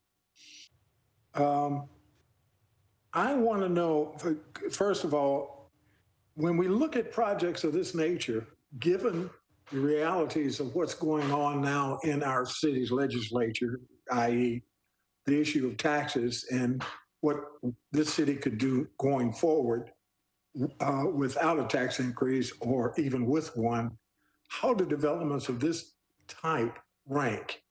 And I don't know if the commission is in a position to assess that yet, but to me, it certainly is on the back of my mind. I take issue with the traffic changes. Lord, I've seen so many traffic evaluations that you get crazy after a while. This thing is just too dense. It's not in the neighborhood character. I think it's way too many units for the area, and I would adopt the staff recommendation. Thank you, Commissioner. Commissioner Johnson. Thank you, Chair. I think one thing I like about this plan is intent to preserve historic house in the middle. So that I do appreciate the intent. However, I think there's a right way to preserve and wrong way to preserve. If intents are there, kind of hiding, placing houses between 1 through 4, and then 5 through 7, and another 41 through 55 surrounding historic house, just kind of clumps through new design of the building with historic building is not a good intent to preserve historic building. And another concern is, I think this area, especially west side of the property, it is a slope of 15 to 25%. And we don't know the detail of the retaining wall. So I'm concerned about the unit from number 17 through 25. Looks like those are the ones placed on the slope, 15 to 25% of slope. So overall, this density is not appropriate, and the intent to preserve the historic housing, appreciate that, but it's not the right way to preserve the house. So if we were to discuss or, one way or the other, I am in favor of staff recommendation. So like Council Lady Murphy stated, maybe this plan is not ready to be discussed. But if we were to discuss and, make decision tonight, I am in favor of staff recommendation. Thank you. Commissioner Haynes. Yes, I happen to agree with Dr. Sims on this. I think this is too dense. I agree with staff's analysis and I'm going to support their recommendation.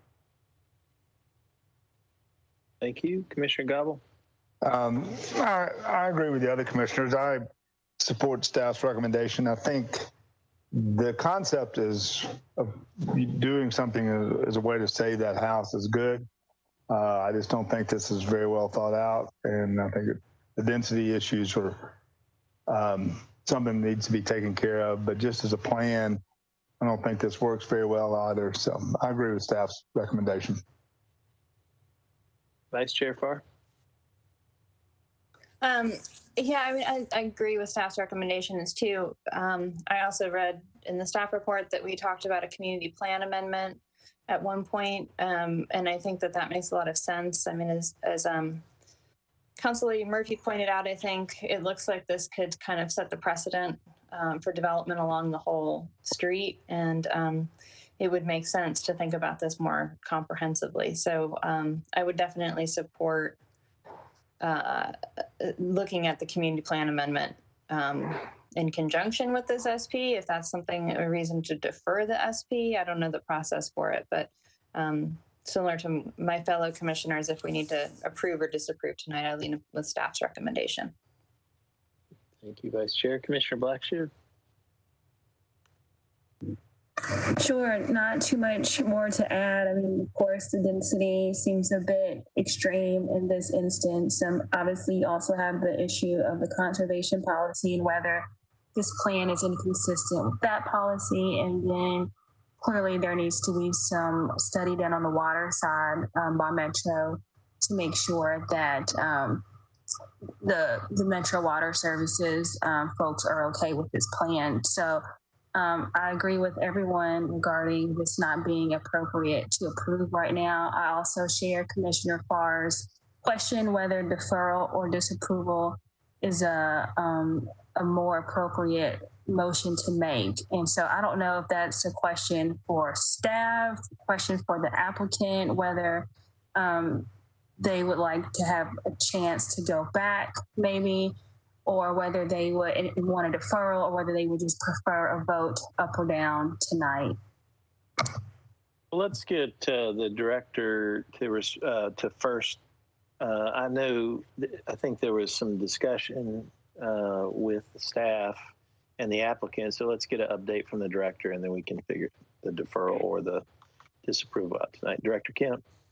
Sure. So the planning team did speak with the applicant about going through a community planning process and update to assess sort of this project, but any future development that it might prompt. And the applicant declined and wanted to proceed with this SP, which is why we moved forward with the disapproval. And so I think to Commissioner Blackshear's comments, I've heard a couple things in the discussion. One is to wait until we have the landmark overlay, but based on what I'm hearing, there's a sense that the density and the plan itself is flawed and inconsistent. And so to sort of really do the type of evaluation that we would probably need to undertake here, I think you would be looking at an indefinite deferral. I don't think it's something that could just be corrected in a meeting. So those are a few of my thoughts. Thank you, Director. And then Councilor Murphy has her hand up. Councilor Murphy. I was just going to say that I'm willing to make the motion to indefinitely defer. I think that's probably that's a proper motion, and so you'll need to get a second. Is there a second for that? And Vice Chair Farr. I'll second. That's a proper motion and second. We're on discussion of the indefinite deferral motion. Any other discussion? I guess I had a question about whether that's what the applicant wants, or if the applicant would prefer the up or down vote, or, I guess a recommendation from staff too. Well, let's ask Director Kemp. I think that's probably we generally will ask developers. I think that's a legitimate question. So is the, Sean, if you'll unmute the developers line, the applicant. Chair, this is Sean at the call center. We've unmuted the applicant, so you can address your question to them. All right. And Vice Chair Farr, will you ask the question again to the applicant? Sure. I'm just curious whether they would prefer an indefinite deferral to continue working with planning staff, or would prefer a vote tonight. Of disapproval. Of disapproval. This is Kevin, the developer. I'm not quite sure, because I'm representing the applicant, and so I don't necessarily have them with the ability to make that decision on the fly. I would say that as Councilwoman Johnson spoke of, the intent here was to conserve the property, and understanding the questions of density. I think that we have some ability to work with the planning staff there, and I think that that we would like to do that as long as we could maybe have some conversation about what might be appropriate density. The policy is unique here because we're across the street from very high density commercial and industrial property, and so our difficulty is defining what is the appropriate density. We don't feel that a 7.5 acre site along a arterial corridor should have 20 homes on it, especially as doing such would require connection to Myrick and Gendry Drive, which the community very outspokenly opposed. So we're trying to kind of find that good balance of what is the appropriate action from our end as well. Okay, thank you. Chairman, I would just offer, all of the issues that the applicant just raised is the reason we suggested that they consider a plan amendment, because that's how that issue would get teased out. It's very difficult to have that conversation in an area like this with a single rezoning. Yes, and that's totally. Thank you for that. So, Vice Chair, Council Lady Murphy, more discussion, Council Lady, or actually. The Vice Chair has the floor right now. Council Lady, we'll get to you in a second. Vice Chair Farr. I guess. So it sounds like from staff's perspective, it would be better to disapprove and go back to the drawing board. Potentially, let's see what Vice Chair feel. Let's let everybody else speak again. Okay. I think the Council Lady would like to speak again, and then we'll. Yep. Figure that out. Council Lady Murphy. Thank you, Chair. I think at least my interpretation of what I've heard from staff and what I just heard from the developer applicant representative / the one speaking as the applicant tonight, is that these are a lot of things that are either teased out, as mentioned, through a community plan amendment process or through more community meetings. I just don't remember off the top of my head how many community meetings were held on this, but I would expect that this is something that could very easily be heard from the Donaldson Hermitage. They're very active with their neighborhood association and things. And I think that just getting more feedback from neighbors is what will flesh out and determine what is viable here or is not. And with that, I mean, I think that that's the role of the council member in this. And I think that he's done that before and can do it again and is very capable of it. And I'm just not comfortable moving forward with the disapprove on this tonight without more input like that. I think this is something that should be deferred because it's clearly not all the homework's been done tonight and needs to be deferred. Thank you, Council Lady. Any other discussion? So, Vice Chair, so where we're at is there was a motion to defer indefinitely there and a second, and then we're still on discussion. And so is there any other discussion? I would like to, this is Pearl Sims, Commissioner. Oh, Commissioner Sims, you're recognized. I really believe this is exactly what the staff is recommending, that this requires a community plan amendment. This is twice as dense, and although there is a good intent to preserve something historically, this sets a dangerous precedent for us. And so the idea of deferring indefinitely, I think, is probably not the wisest course for us, and I would really like us to go back to considering the staff's recommendation. So that's all I really wanted to say. This is not a deferral, an indefinite deferral idea. This is going to require an in-depth look with both the council person and the neighborhood to figure out what is the right plan for this. Well, and so let's get a clarification on the procedures, Commissioner Sims, just to clarify to all the commissioners the difference between a disapproval from us and an indefinite deferral. And so, Director, could you explain that, please? So a disapproval would be important if the council member carried this forward to council, because it would change the vote count at council needed to approve the project. And so I think an indefinite deferral is an indication that it's our expectation that the applicant go back and take the time to rework sort of the proposal and have more community meetings. And, you know, as we have urged, consider a plan amendment, because I'm not sure. I mean, one of the issues with this was we didn't think that we could get there under the current policy. And so we've got to respect the land use policy. And so those would be our comments. Okay, thank you. So procedurally, Commissioner Sims, if we were to change, we either the person making the motion of the indefinite deferral, which was the council lady, would have to withdraw her motion, or we'd have to take action and disapprove the indefinite deferral and then hold another vote for disapproval. So those are the two options. So Councilor Murphy, you're recognized.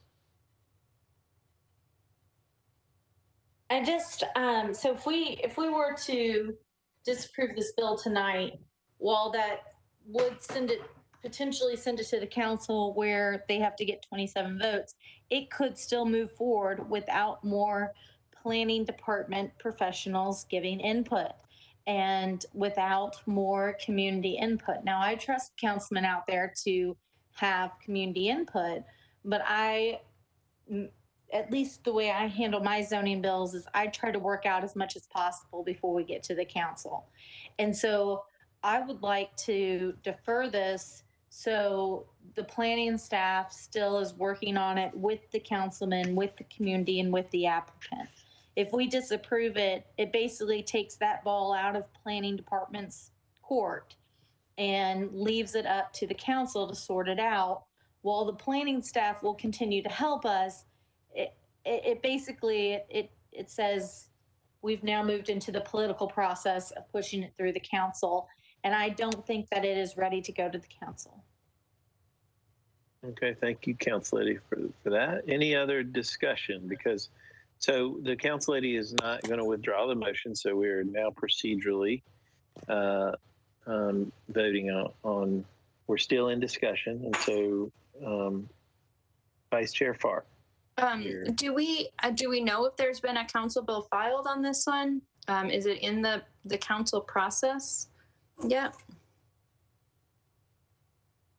Director Commissioner Farr, this is Sean Shepard. There's not a bill filed on this currently.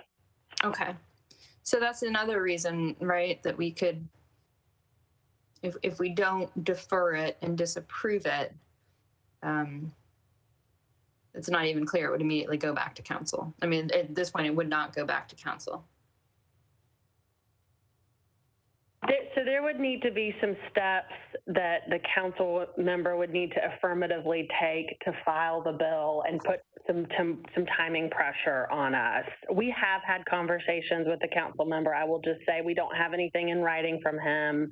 And so he's aware of the project.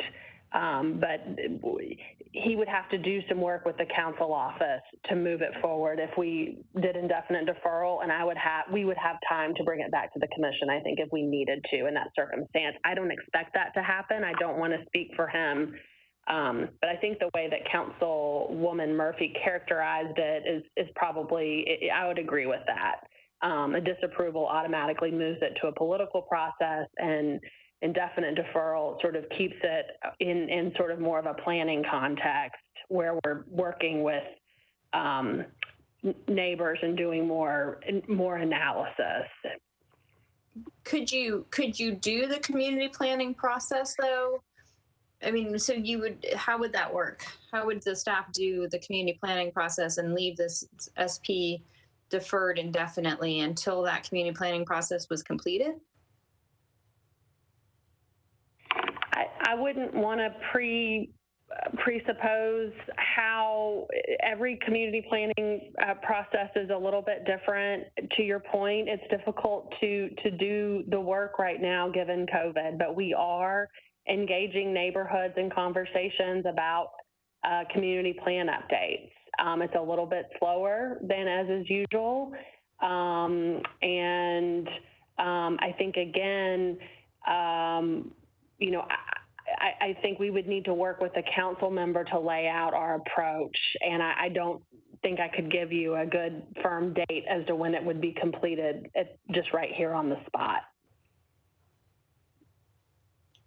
Okay, I think I'm just trying to understand and that helps. That's fine. I was just trying to understand how it sounds to me like this could be deferred for a really long time for us to do the other work to then eventually the consider applicant, this. I mean, typically the applicant,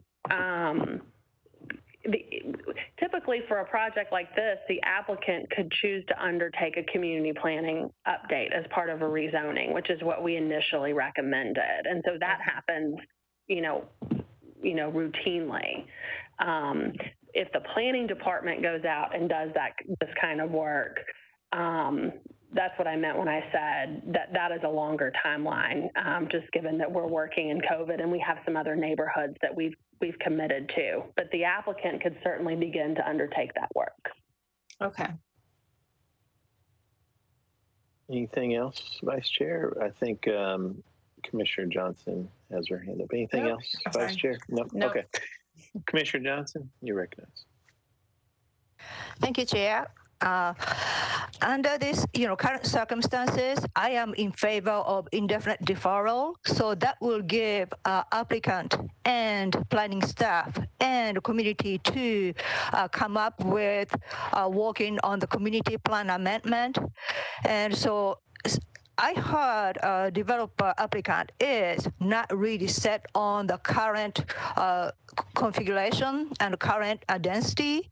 That's what I heard was they are willing to work with staff as well as the community and as well as council member and as well as historic commission, because they are somewhat their intent is to preserve a historic house. So for that, like Council Lady Murphy said, if we were to disapprove, there's a council member always have option to ask our staff to draft the bill and then carry through the council and then, pass with 27 votes. And that will totally have, our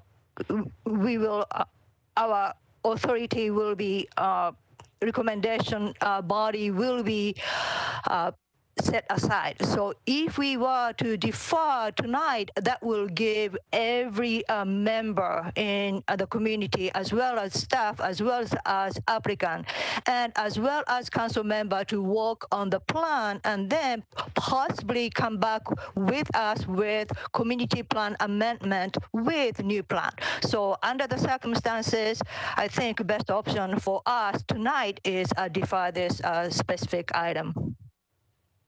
Thank you. Thank you. And so now we are on the indefinite deferral motion, and we are on discussion. Any other discussion? Any other discussion? You'll raise your icon hand. Any other discussion from the commissioners? I have one more question, please. Yes, Commissioner Sims. Yes. Does this in any way set a precedent in terms of how we're making decisions for future cases where we would vote for disapproval, but then just kick it back into indefinite deferral? That would be a legal question. Yeah. Yeah, it probably is, but I will tell you that traditionally we've done both.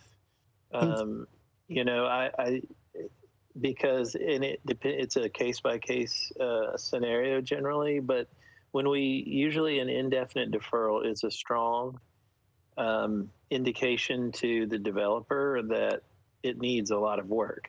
And sometimes they'll refile it, they can refile it or they can do a community plan. I mean, it really just depends, but it, like what the council lady said and the director is, it does keep it within the scope of the planning department, and it doesn't get the next step to the council. And there's not, so it minimizes the risk of it passing without planning's involvement with professionals. So I personally, indefinite deferrals have been used to send a strong message to a developer that it's not ready, and lots of different things need to be worked out, but it's a case-by-case scenario. Alex, do you have anything else to add to that, our attorney? Yeah, this is Alex Dickerson from legal. I agree that I guess the part that I'm looking at is making sure that an indefinite deferral doesn't constitute either an approval or otherwise, and I don't think it does. I think your rules allow you to indefinitely defer as an option, and that doesn't create either a disapproval or approval for purposes of council. So I don't think there's any, I don't think there's a problem with doing it. Whether or not you want to set a precedent of it is a kind of a policy question, not a legal question. I appreciate that. This is my first time since joining you guys that I actually have seen this. So thank you for answering that question legally. Thank you, Commissioner Sims. Any other commissioners, any other discussion? I want to make sure we get everybody. We don't want to. All right, so where we are procedurally is there was a motion to indefinitely defer. It was seconded. We are on discussion. Any other discussion? You'll raise your hand, and Commissioner Sims has already spoken. Any or verbally state that you'd like to speak. So we are now on to roll call vote of the indefinite deferral. Commissioner Blackshear. Aye. Commissioner Vice Chair Farr. Aye. Commissioner Gottle. Aye. Commissioner Haynes. Aye. Commissioner Johnson. Aye. Commissioner Lawson. Aye. Council Lady Murphy. Aye. Commissioner Sims. Aye. Chair votes aye. Ayes have it. It's indefinitely deferred. We are on item number 19. In that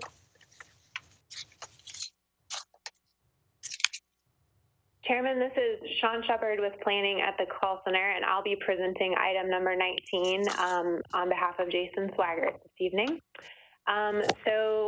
With that, we'll move right into it. Item 19 is a request to rezone property along Old Buena Vista Road and West Trinity Lane from RS10 to RM20A zoning. Next slide. The staff recommendation is to disapprove. Next slide. This is another aerial view of the site. The road towards the bottom of the picture running east-west is West Trinity Lane. And then you have Old Buena Vista Road sort of cutting north-south through the area. It's comprised of 4 parcels, which are currently vacant and heavily wooded. Next slide. The front of the site along West Trinity Lane is zoned R8 for 1 and 2 family residential, and then the majority of the site to the rear and along Old Buena Vista is zoned RS10 for single family residential. You do see primarily residential zonings on the north side of West Trinity here, with some mixed use at the intersection and to the south. Next slide. There are a mix of policies on the site. There's a small area of conservation policy near Old Buena Vista that indicates the presence of some steep slopes in the area. The frontage of the site along West Trinity is in urban residential corridor policy, and then the bulk of the site is in suburban neighborhood evolving. Both the residential corridor policy and the neighborhood evolving policy are primarily residential policies. They were updated with a comprehensive small area planning effort for the Haynes Trinity area that took place a couple of years ago, in which we applied urban transect policies along the river and along West Trinity in indication of anticipating additional intensity in this area and an urban form. And then you see the suburban residential policies as you move kind of north away from West Trinity. If you go to the next slide, as part of that small area plan, there was a specific mobility plan that was proposed. This is the whole Haynes Trinity area north of the river here, and I've circled the approximate location of this site in white. This area has West Trinity as a significant corridor, but other than that is largely lacking in a complete street network like you would expect to see in an urban area. And so one of the things that this small area plan did was acknowledge that additional intensity could be appropriate in this area, especially given the proximity to downtown, but that would only be appropriate in conjunction with establishment of new public road infrastructure that would support that development and set up an urban system of lots and blocks in this area. And so what you're seeing at a very broad scale, the yellow lines are indicating planned collector roadways that would be necessary to support development. And then you're seeing blue lines indicating possible locations of local streets, and then the red indicates alley networks. So this would envision a pretty urban street network form. And so next slide, please. This is the major and collector street plan. The site itself that's being considered for rezoning is now outlined in blue. And what you'll see is that West Trinity is already an arterial. And the purple dashed line that you see kind of cutting diagonally through the site is a collector that's planned to go through this area. And that collector, in combination with some local street alignments that were studied with the Haynes Trinity study, would serve this area to support any additional intensity. So with the next slide, the request is to rezone to RM20A. And while RM20A might be an appropriate residential intensity for parts of this site, it would only be appropriate in conjunction with contribution to street infrastructure. And it's not possible to ensure that those roads would develop as planned with a straight rezoning to RM20A. Additionally, it may not be possible to establish a meaningful and functional portion of the planned collector roadway with just these parcels, given their location, sort of separated from where the collector roadway would tie in on the east. And so it may be premature to consider additional intensity until this area develops more comprehensively and with those road networks as intended by the small area plan. And so for those reasons, staff is recommending disapproval of the currently requested RM20A zoning.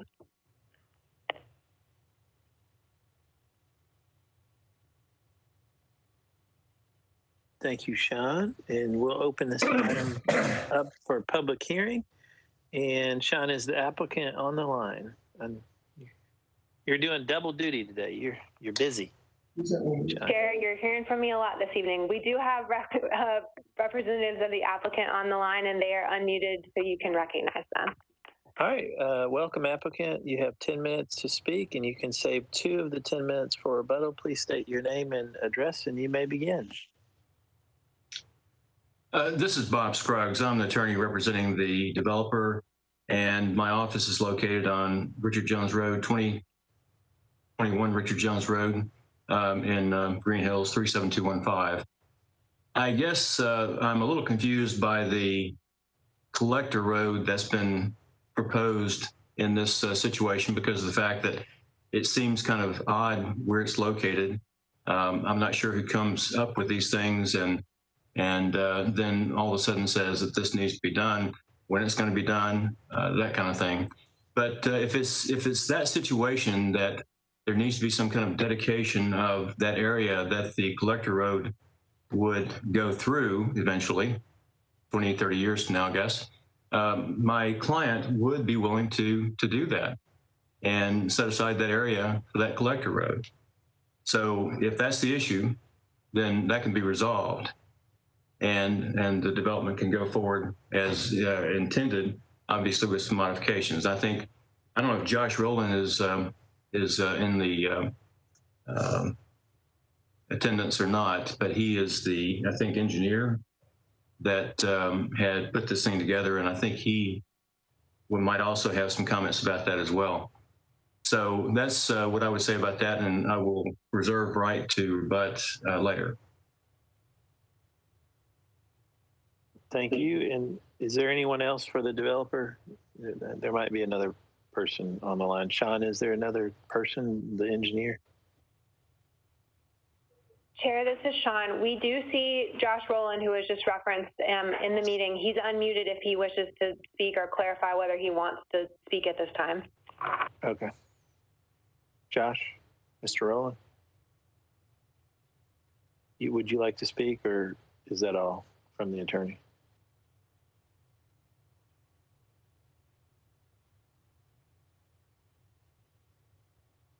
I don't. Nope. Okay. And he wants to speak. If I may, I think, I'm not sure I'm still able to be heard. This is Bob Scruggs again.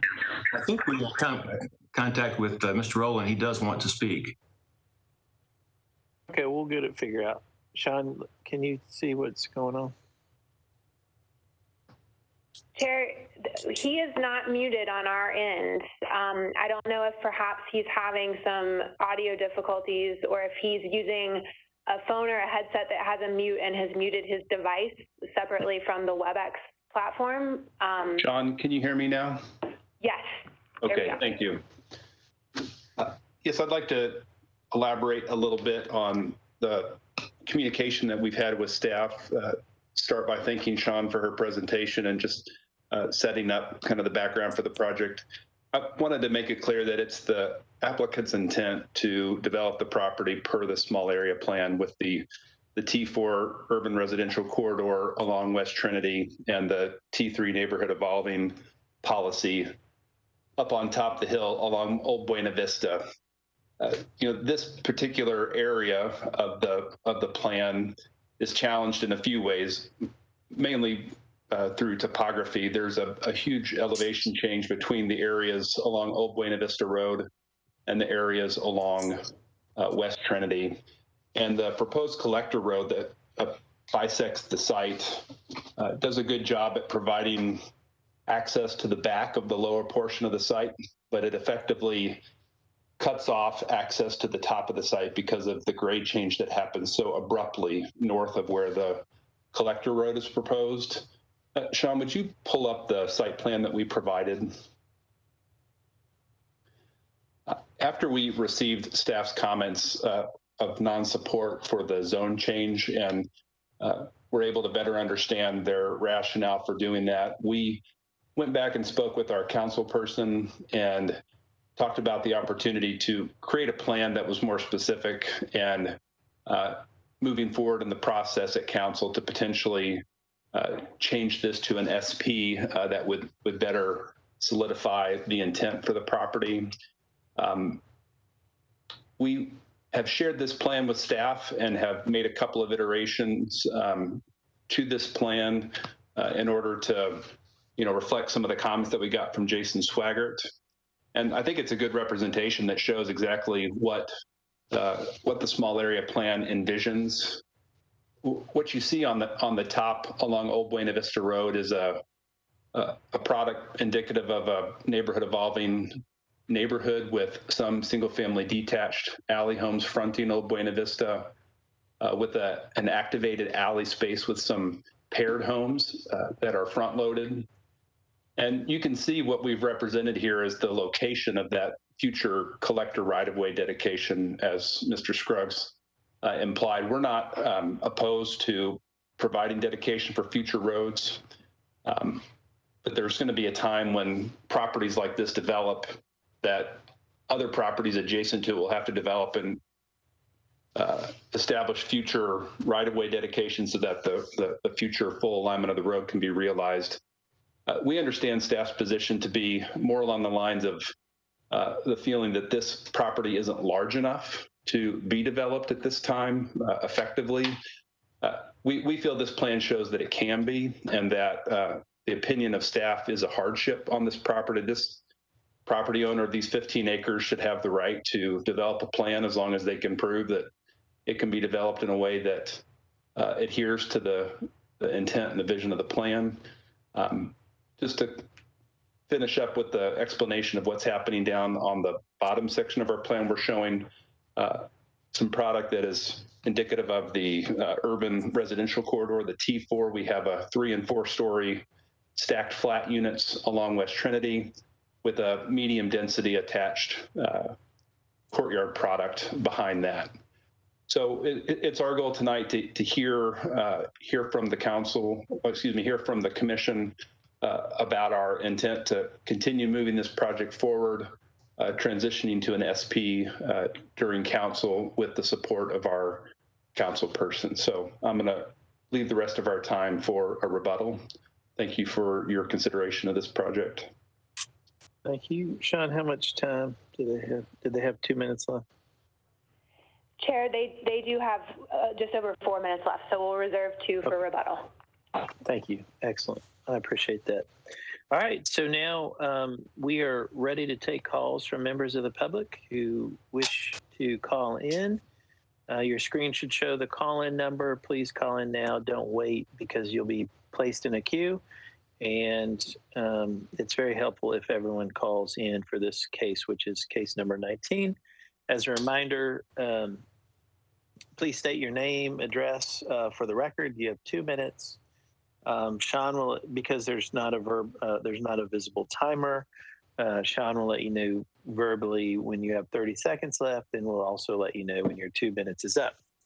We appreciate everybody calling in. It's an important function of the Planning Commission, getting public input. And speaking of public input, were there any emails on this particular project? Chair, we did not receive any emails on this item in either opposition or support. Okay, thank you. And do we have any calls in the queue yet?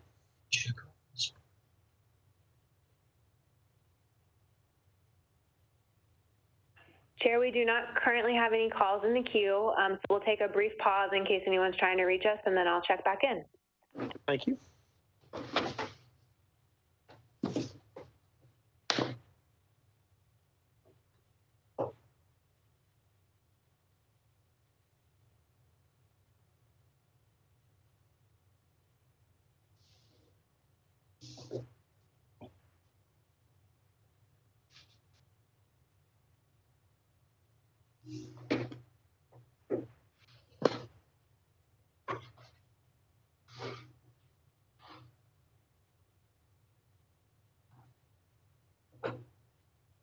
And then while we're waiting, I know that Council Lady Toombs is on the line. I just want to remind Council Lady that we go through all of the comments from callers and the public, and then the developer, and then we save the best for last, which is the council member. So Council Lady Toombs, you'll be recognized there at the end, and we'll make sure that we will recognize you at that time.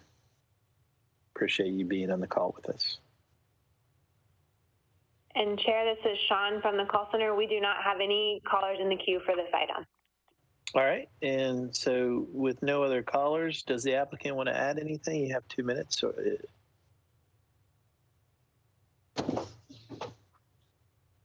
This is Bob Scruggs. I'm going to defer to Josh. He's a lot more knowledgeable about this situation than I am. Josh, you there? I am, and I think I was able to explain all of our concerns and items that we'd like to potentially get some feedback from the Planning Commission on, and also hear from Council Lady Toombs on. So thank you. Thank you. Council Lady. What I will ask, I'm sorry, I think I've got a little bit more time left, is if the Planning Commission staff would tell us whether or not the real issue is that corridor, or if there are other issues on top of that. Okay, yeah, we'll get to that after. We'll get in the discussion. Once we close the public hearing, we can talk through all those things. Very good. Thank you. Thank you. And so, Council Lady Toombs, it's your turn. You're recognized. Thank you, Mr. Chairman and commissioners. I am very familiar with the developer for this project. He actually has the company actually has several projects in District 2, and they've really demonstrated a long-term commitment to the community and doing good things in the community. So I'm always open and wanting to support projects that D&M Development does. With this particular project, now on West Trinity, there's a ton of development coming. West Trinity is a 5-lane road, so it can support higher density along West Trinity, and that's the trend with development on West Trinity. I do have concerns about Old Buena Vista Road, because this is actually my neighborhood. I live in the subdivision that Old Buena Vista Road dead ends into, and so I take Old Buena Vista Road to get out of my subdivision every day. And it's a little tiny 2-lane road. Oftentimes people park on the street because their driveways on the right-hand side heading towards West Trinity are so steep. So their guests and sometimes the homeowners park on the street. So it makes it even more narrow to get down Old Buena Vista, get up and down Old Buena Vista Road. So I have concerns about increasing density on Old Buena Vista Road without having the proper infrastructure to support it. I heard the comments about the collector road, and there's actually a development on West Trinity that's going to include building a road that's part of that master plan.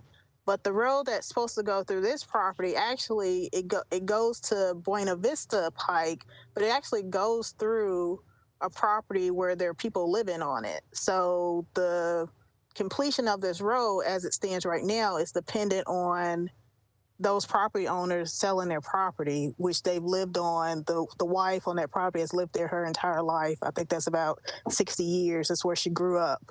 So I don't know if they plan on going anywhere. So we could be in a situation where there's no other way out but Old Buena Vista Road, which again, like I said, would be a problem because it's just a 2-lane road that's narrow and people park on the street. So I would like to work with the developer. Like I said, he's shown a very strong commitment to the community and doing good things in District 2. But I do have a lot of concern about that density on Old Buena Vista Road. And I'm not certain that I would have the community support, because I had a community meeting for a really small project that was just 2 houses and traffic questions were still brought up. But I was able to get support for that. But if traffic questions came up for 2 houses, I know they're going to be prevalent with this amount of density on Old Buena Vista Road. So that is my concern with this project. But again, I do want to work with the developer because he's doing good things in the district. But I don't know if I'll have the community support for this. Thank you, Council Lady, and we appreciate your comments, and make sure that you stay on the line. We may have questions, so okay. We appreciate that. So seeing no one else wishing to speak, I'll declare the public hearing closed, and so now we are on to discussion. And so why don't we start with Commissioner Blackshear? I'm not voting on this one, Chairman. Oh, okay. I'm sorry, Commissioner Blackshear. Then let's go to Commissioner Gobble, next in line. Thank you, Mr. Chairman. Yeah, this is a tough one. I mean, we've certainly heard tons and tons of discussions about situations where we're adding density without an infrastructure to support it.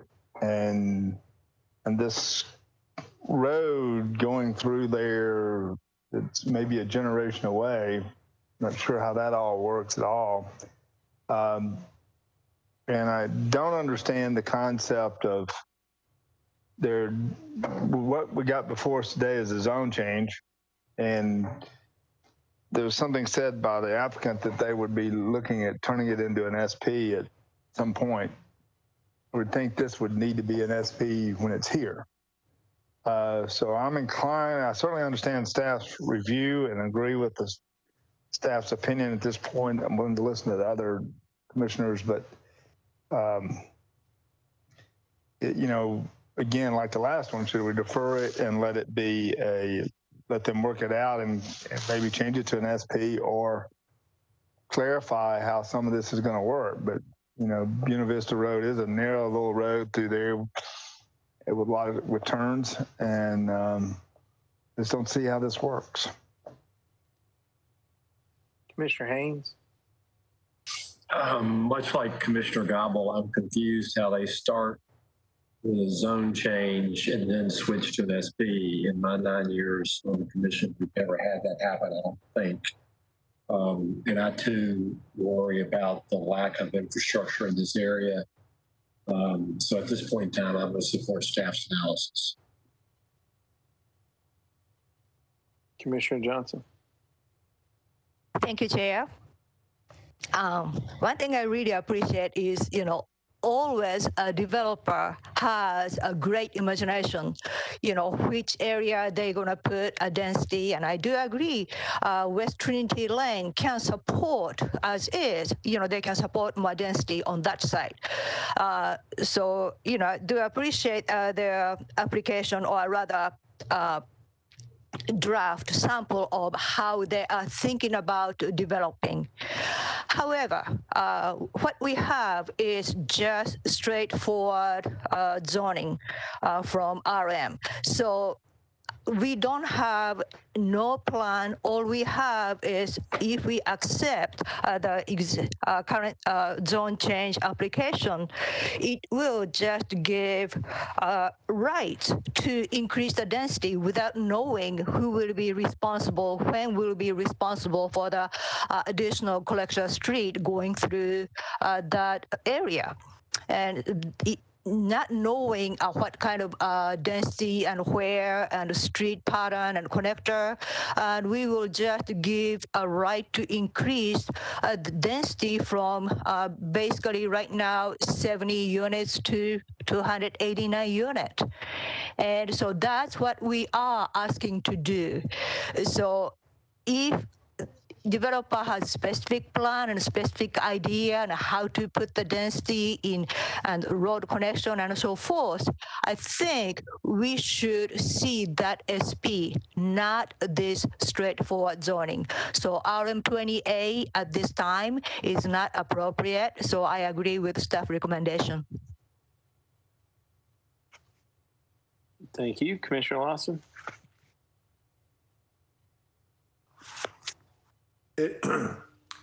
Other commissioners have really reflected on what I was thinking, and being very familiar with the area, the density is a little too high. We're due out here in this area with some substantial infrastructure improvements. I think the staff is right on target on this, and so does the council person. So I would approve the staff recommendation.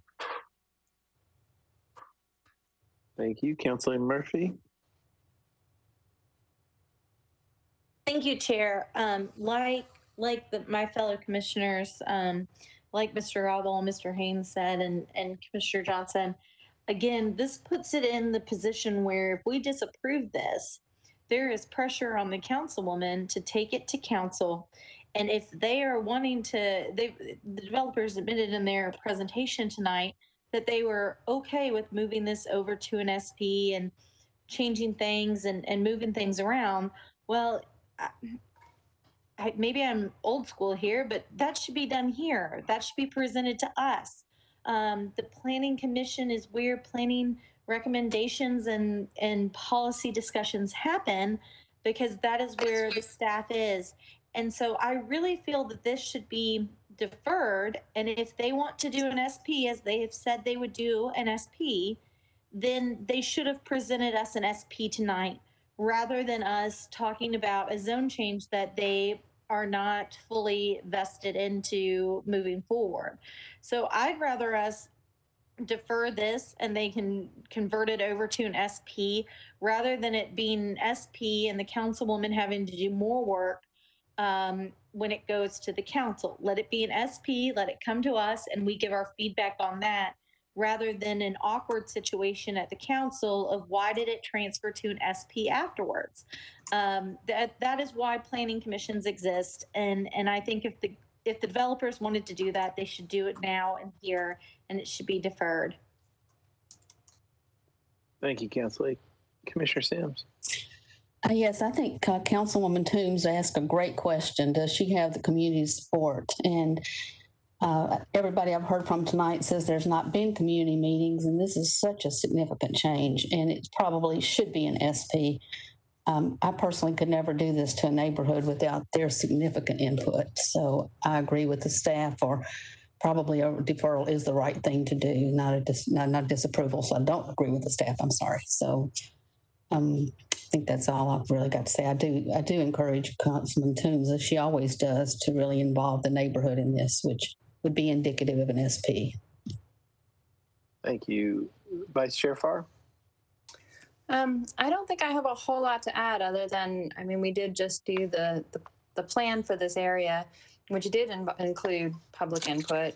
And, you know, so I feel very strongly that for something like this that goes against the policy that we just put in place with public support, that needs to be incorporated. So I don't know where I fall on the idea of an indefinite deferral versus disapproval, but definitely in favor of one or the other. Okay. Well, let's ask our director what kind of communication the staff has had and what their thoughts are. Director Kim.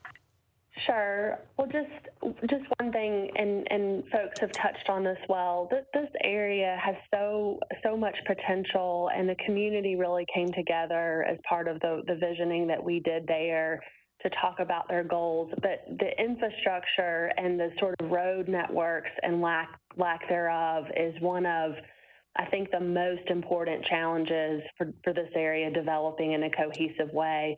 But this neighborhood deserves that investment, and I wanted to reassure the commission that I'm not just waiting for each property to develop individually. We're working with the Regional Transportation Board as well as Public Works to try to understand the opportunity for the public to make an investment here. And so I did want to put that on. As several of you noted, that you would be approving or disapproving a straight zone change, not the site plan that you saw. And so I think that if it is the recommendation of the Planning Commission to review an SP, I would want to put that to the applicant, because it sounds like his representatives have said that they're willing to live up to the site plan. And so I think that, if they want to convert that to an SP to ensure that that we have the proper road connections and the like, then that would be the path to take. It is also my understanding that there have not been community discussions, and I would certainly know how important that is to this commission. And so it seems to me that should be incorporated before your review as well. I will say, just to put it on the record and for the applicants to hear, typically with a property like this, we want to try to develop, we can't always control this, but we want to try to develop at the edges and then move to the interior. That is what assures that the mobility works. And so you do have something of an interior site. There is connection to two roads. And so if we are reviewing an SP, we are going to continue to press those issues to make sure that it is a functional plan, because it is a lot of density there that may be appropriate, but we're going to continue to work those issues. So did I answer your question? I think just like the last case, if you put it to a deferral with the recommendation that it be moved to an SP, that it keeps it within the planning realm and out of the political realm, just like the last case. Thank you, Director. That answers my question. So we are on the procedurally we need a motion of some sort, and so kind of like the last case, I think it's appropriate to do a deferral, but we always like to get to be fair. We asked the developer last time, and then also we like to ask the council member, because it's ultimately they have to work together to try to figure out what's appropriate. And so personally, I think we should ask the developer and the council member. So Sean, would you unmute the developer, please, so we can ask them? Okay. Here, they're unmuted and can be recognized. Okay, so the applicant, this is the question is, are you willing to work with us? And I think that the councilwoman wants to work with you. We want to work with you, but we would really like, probably an appropriate thing would be a deferral and get this worked out with the staff. This is Bob Scruggs again. I'm sitting with the developer, and he is fine with the deferral and is willing to work with the Planning Commission to come up with an appropriate plan for this property and have community meetings, things like that. So deferral is fine. Okay. So, and if I could ask one additional question from the engineering side. Yeah. So, in some of our conversations with staff, it wasn't the recommendation or the direction that we were receiving from Jason Swaggart wasn't so much that we needed to continue working on this plan in order to get to a place that it would be approvable. That we were receiving input that this property wouldn't ever have a critical mass to get to a place where we could get it approved. So I would like to hear from staff that they feel like if we can work with Council Lady Toombs and the community, and I think one of the solutions that we have to figure out is how to connect this upper residential area to the future Collector Road and West Trinity so that all of that traffic and density isn't all being funneled out onto Old Buena Vista. I mean, that's what I heard from the Council Lady's comments. And it's going to cost us some density on the top of the hill there in order to figure out a road that can wind up the steep slopes. But I think it's possible. It didn't seem as feasible of an idea, but I think we can work with engineering and with the plan to make that happen. I just want to know that if we go through that effort, that staff feels like we can get to a solution if we're able to make this critical connection that they could support on these 15 acres.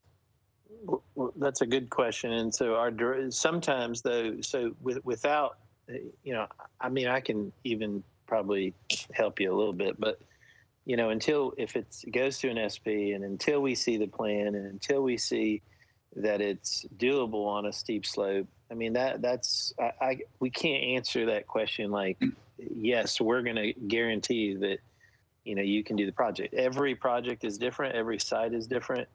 And so until we get the specifics about it, that's why we do SPs, that, we can't guarantee that that can happen. We have to see. And that's why we want you to work with the staff.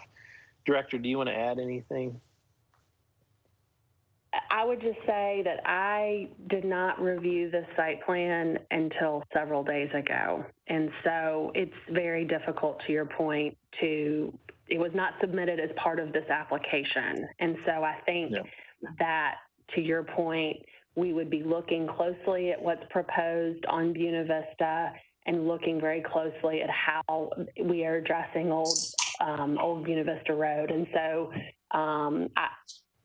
we can't give feedback on the spot like that, but we are willing to work with the applicant. And I totally understand that, and I mischaracterized my question. We understand that it has to technically work. We have to meet Metro's road design criteria and many of the other engineering criteria. I think the comments we were receiving were broader in that comments were made that more property needed to be added to this development in order for it to ever be feasible. I think implying that maybe this collector road needed to connect. Yeah, and so let me answer that for you. So the director, Lucy Kemp, will work with you and the staff person, and they're going to take care of you, okay? Or not take care of you, but they're going to work with you to see if it's feasible. Okay, thank you. Yeah.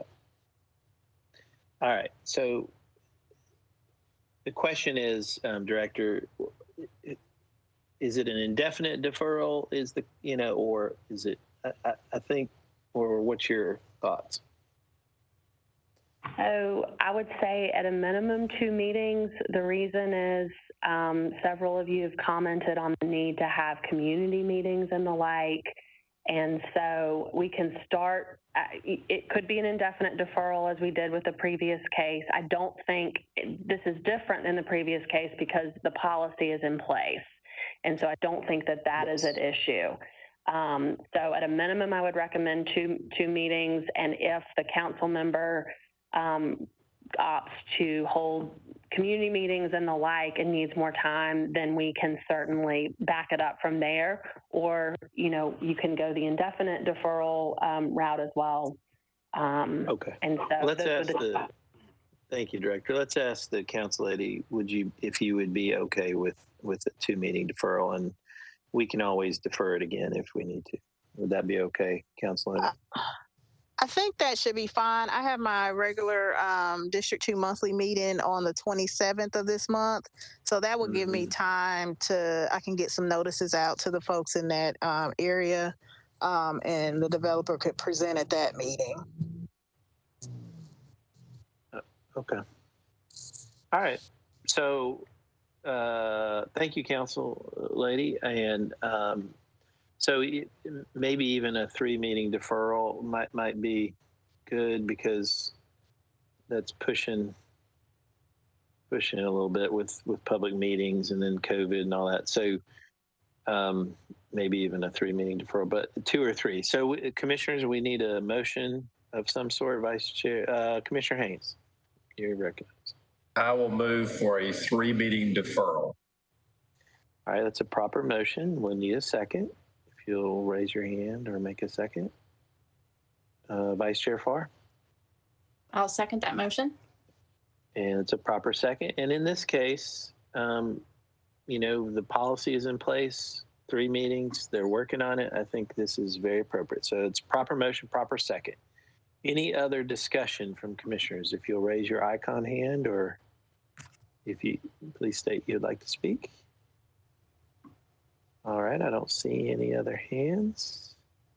So the motion would be for a 3-meeting deferral with the intent to work on it with the council member and have community meetings and work with the planning department on the potentially going to an SP.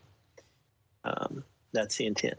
And so seeing no other discussion, we are on a roll call vote. Commissioner Blackshear is not voting. Vice Chair Farr.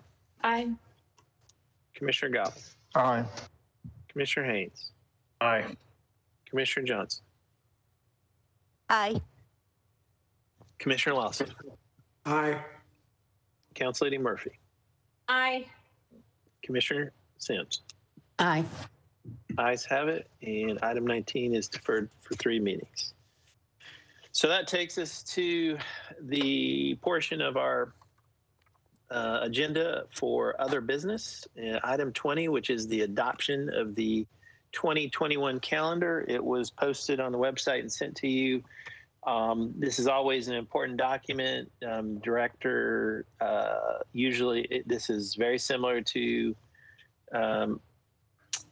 our last for 2020.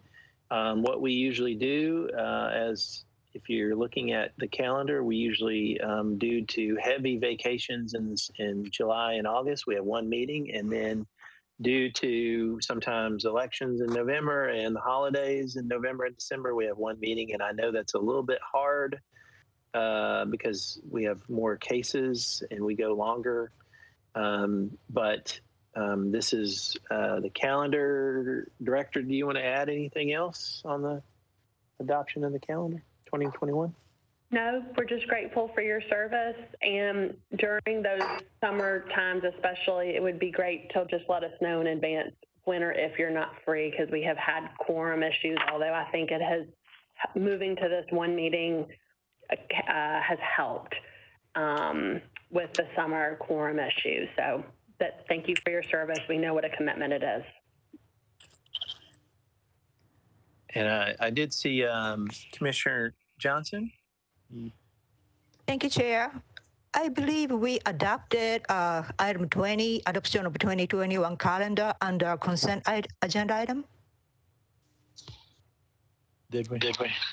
Yeah. Whoops, I apologize for that. We did. Thank you for keeping me straight.